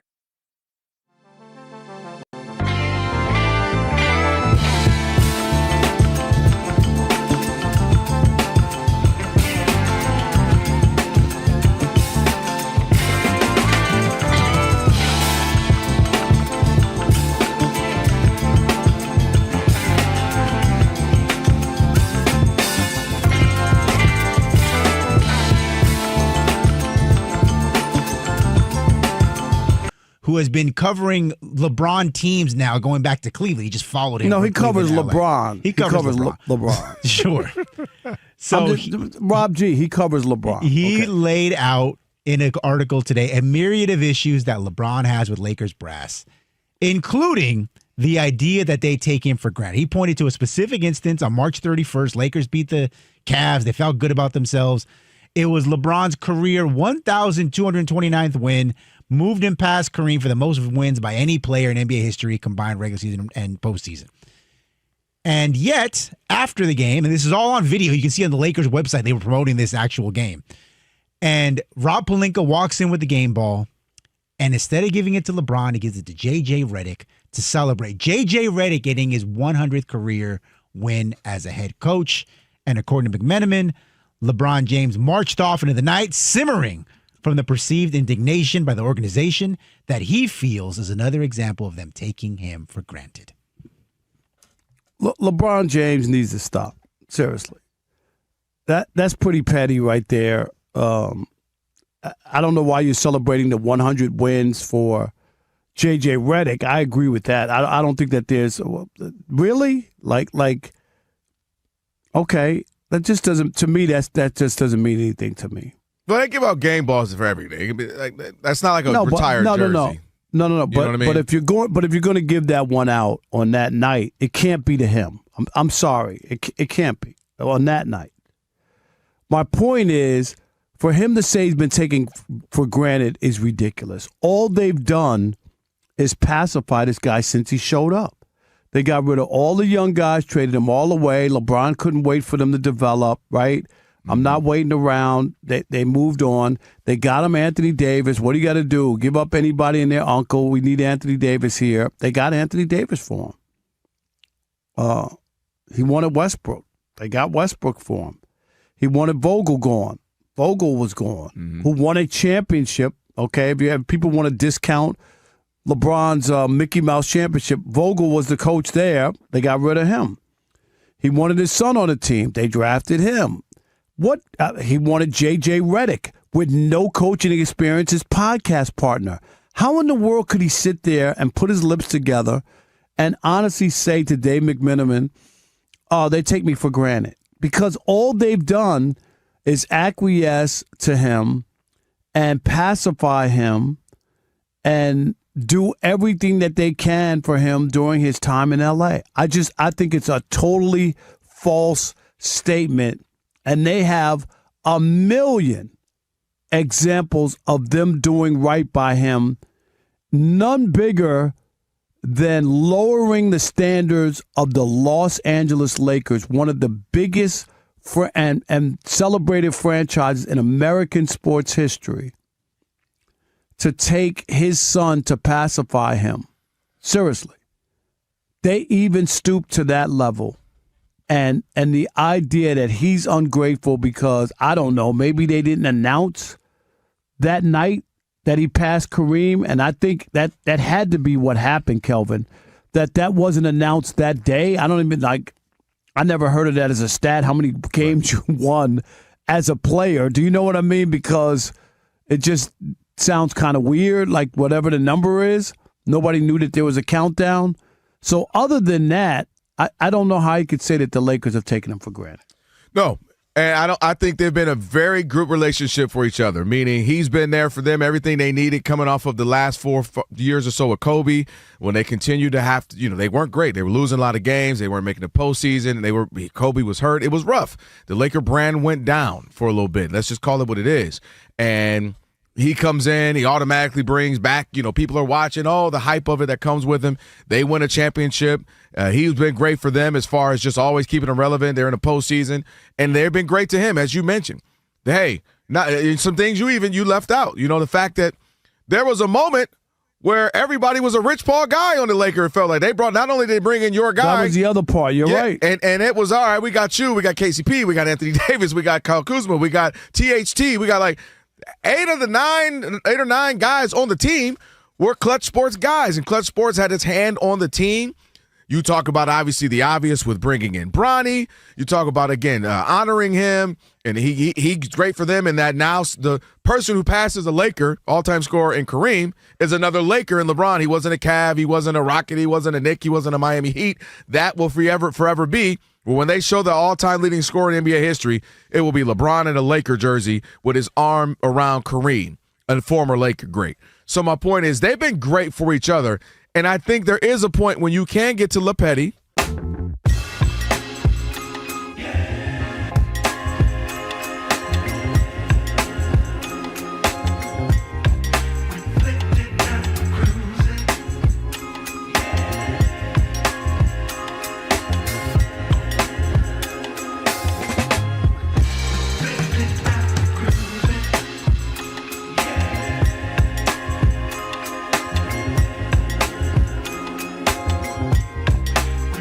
Fox Sports Radio. Rob, you did it again, by the way. What's that? Kelvin, just look at what he's Melo. Somebody said on Twitter threads, wherever I saw it, I have nothing but respect for Carmelo's commitment to never wear a suit again. I don't, as someone who was on TV for a long time, I never feel uncomfortable not wearing it. And, like a blazer, at least a blazer. Even when I do the Channel 4 on Sunday nights or whatever here, and MLB Network, I always put a blazer on. And if everybody else has on a suit and a tie, you don't have to wear a tie, but you should look like everybody else on the set. I'm just going to say, to your point, Vince and T-Mac are suited and booted. Like they're super clean, traditional, classic look, really nice. And Melo looked like they just brought him in.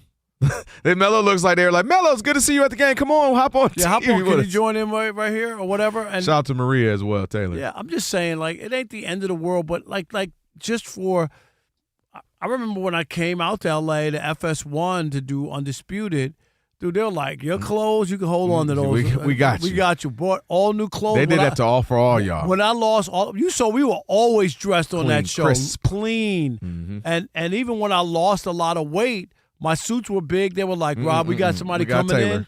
No, they went and bought all new suits.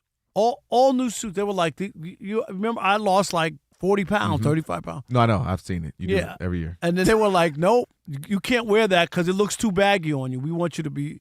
And they brought somebody in, fitted me, bought all these new suits, But the point is, it should be consistent. If we're all going cash and we're looking like Carmelo, then we should all look like that.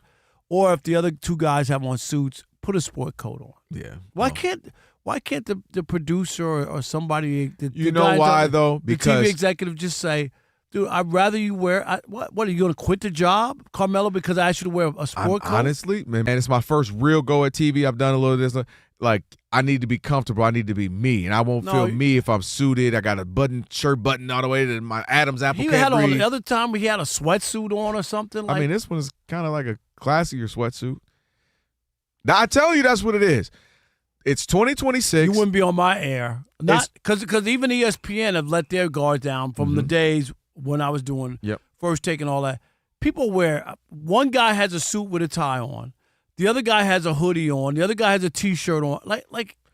Let me ask you this, Ian. I like that Stephen A. and those guys still dress like. You're the perfect person to ask this because, like, you're younger. Why? Because he's 16. Yeah, seriously. Are we just the old? This is how TV was done, guys. Do you even think about stuff like this? Like, do you even care?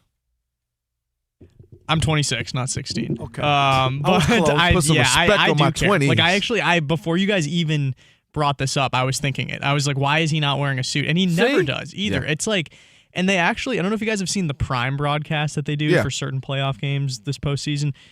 None of them do. It's like Dirk Nowitzki. Right. But to Rob's point, that one in studio, they're on purpose. We're going to look. But they all are like that. Nobody has on a suit or a tie. But even that is weird to me. Yeah. Maybe that's just me. But. I'm with you. I think if you're in a studio and you're like an analyst or whatever, you dress the part, and I just think it looks better. And we always did that at First Take, in the old days, and we always did that at Undisputed. We just look like we're analysts. Can I push back? Sure. I like it.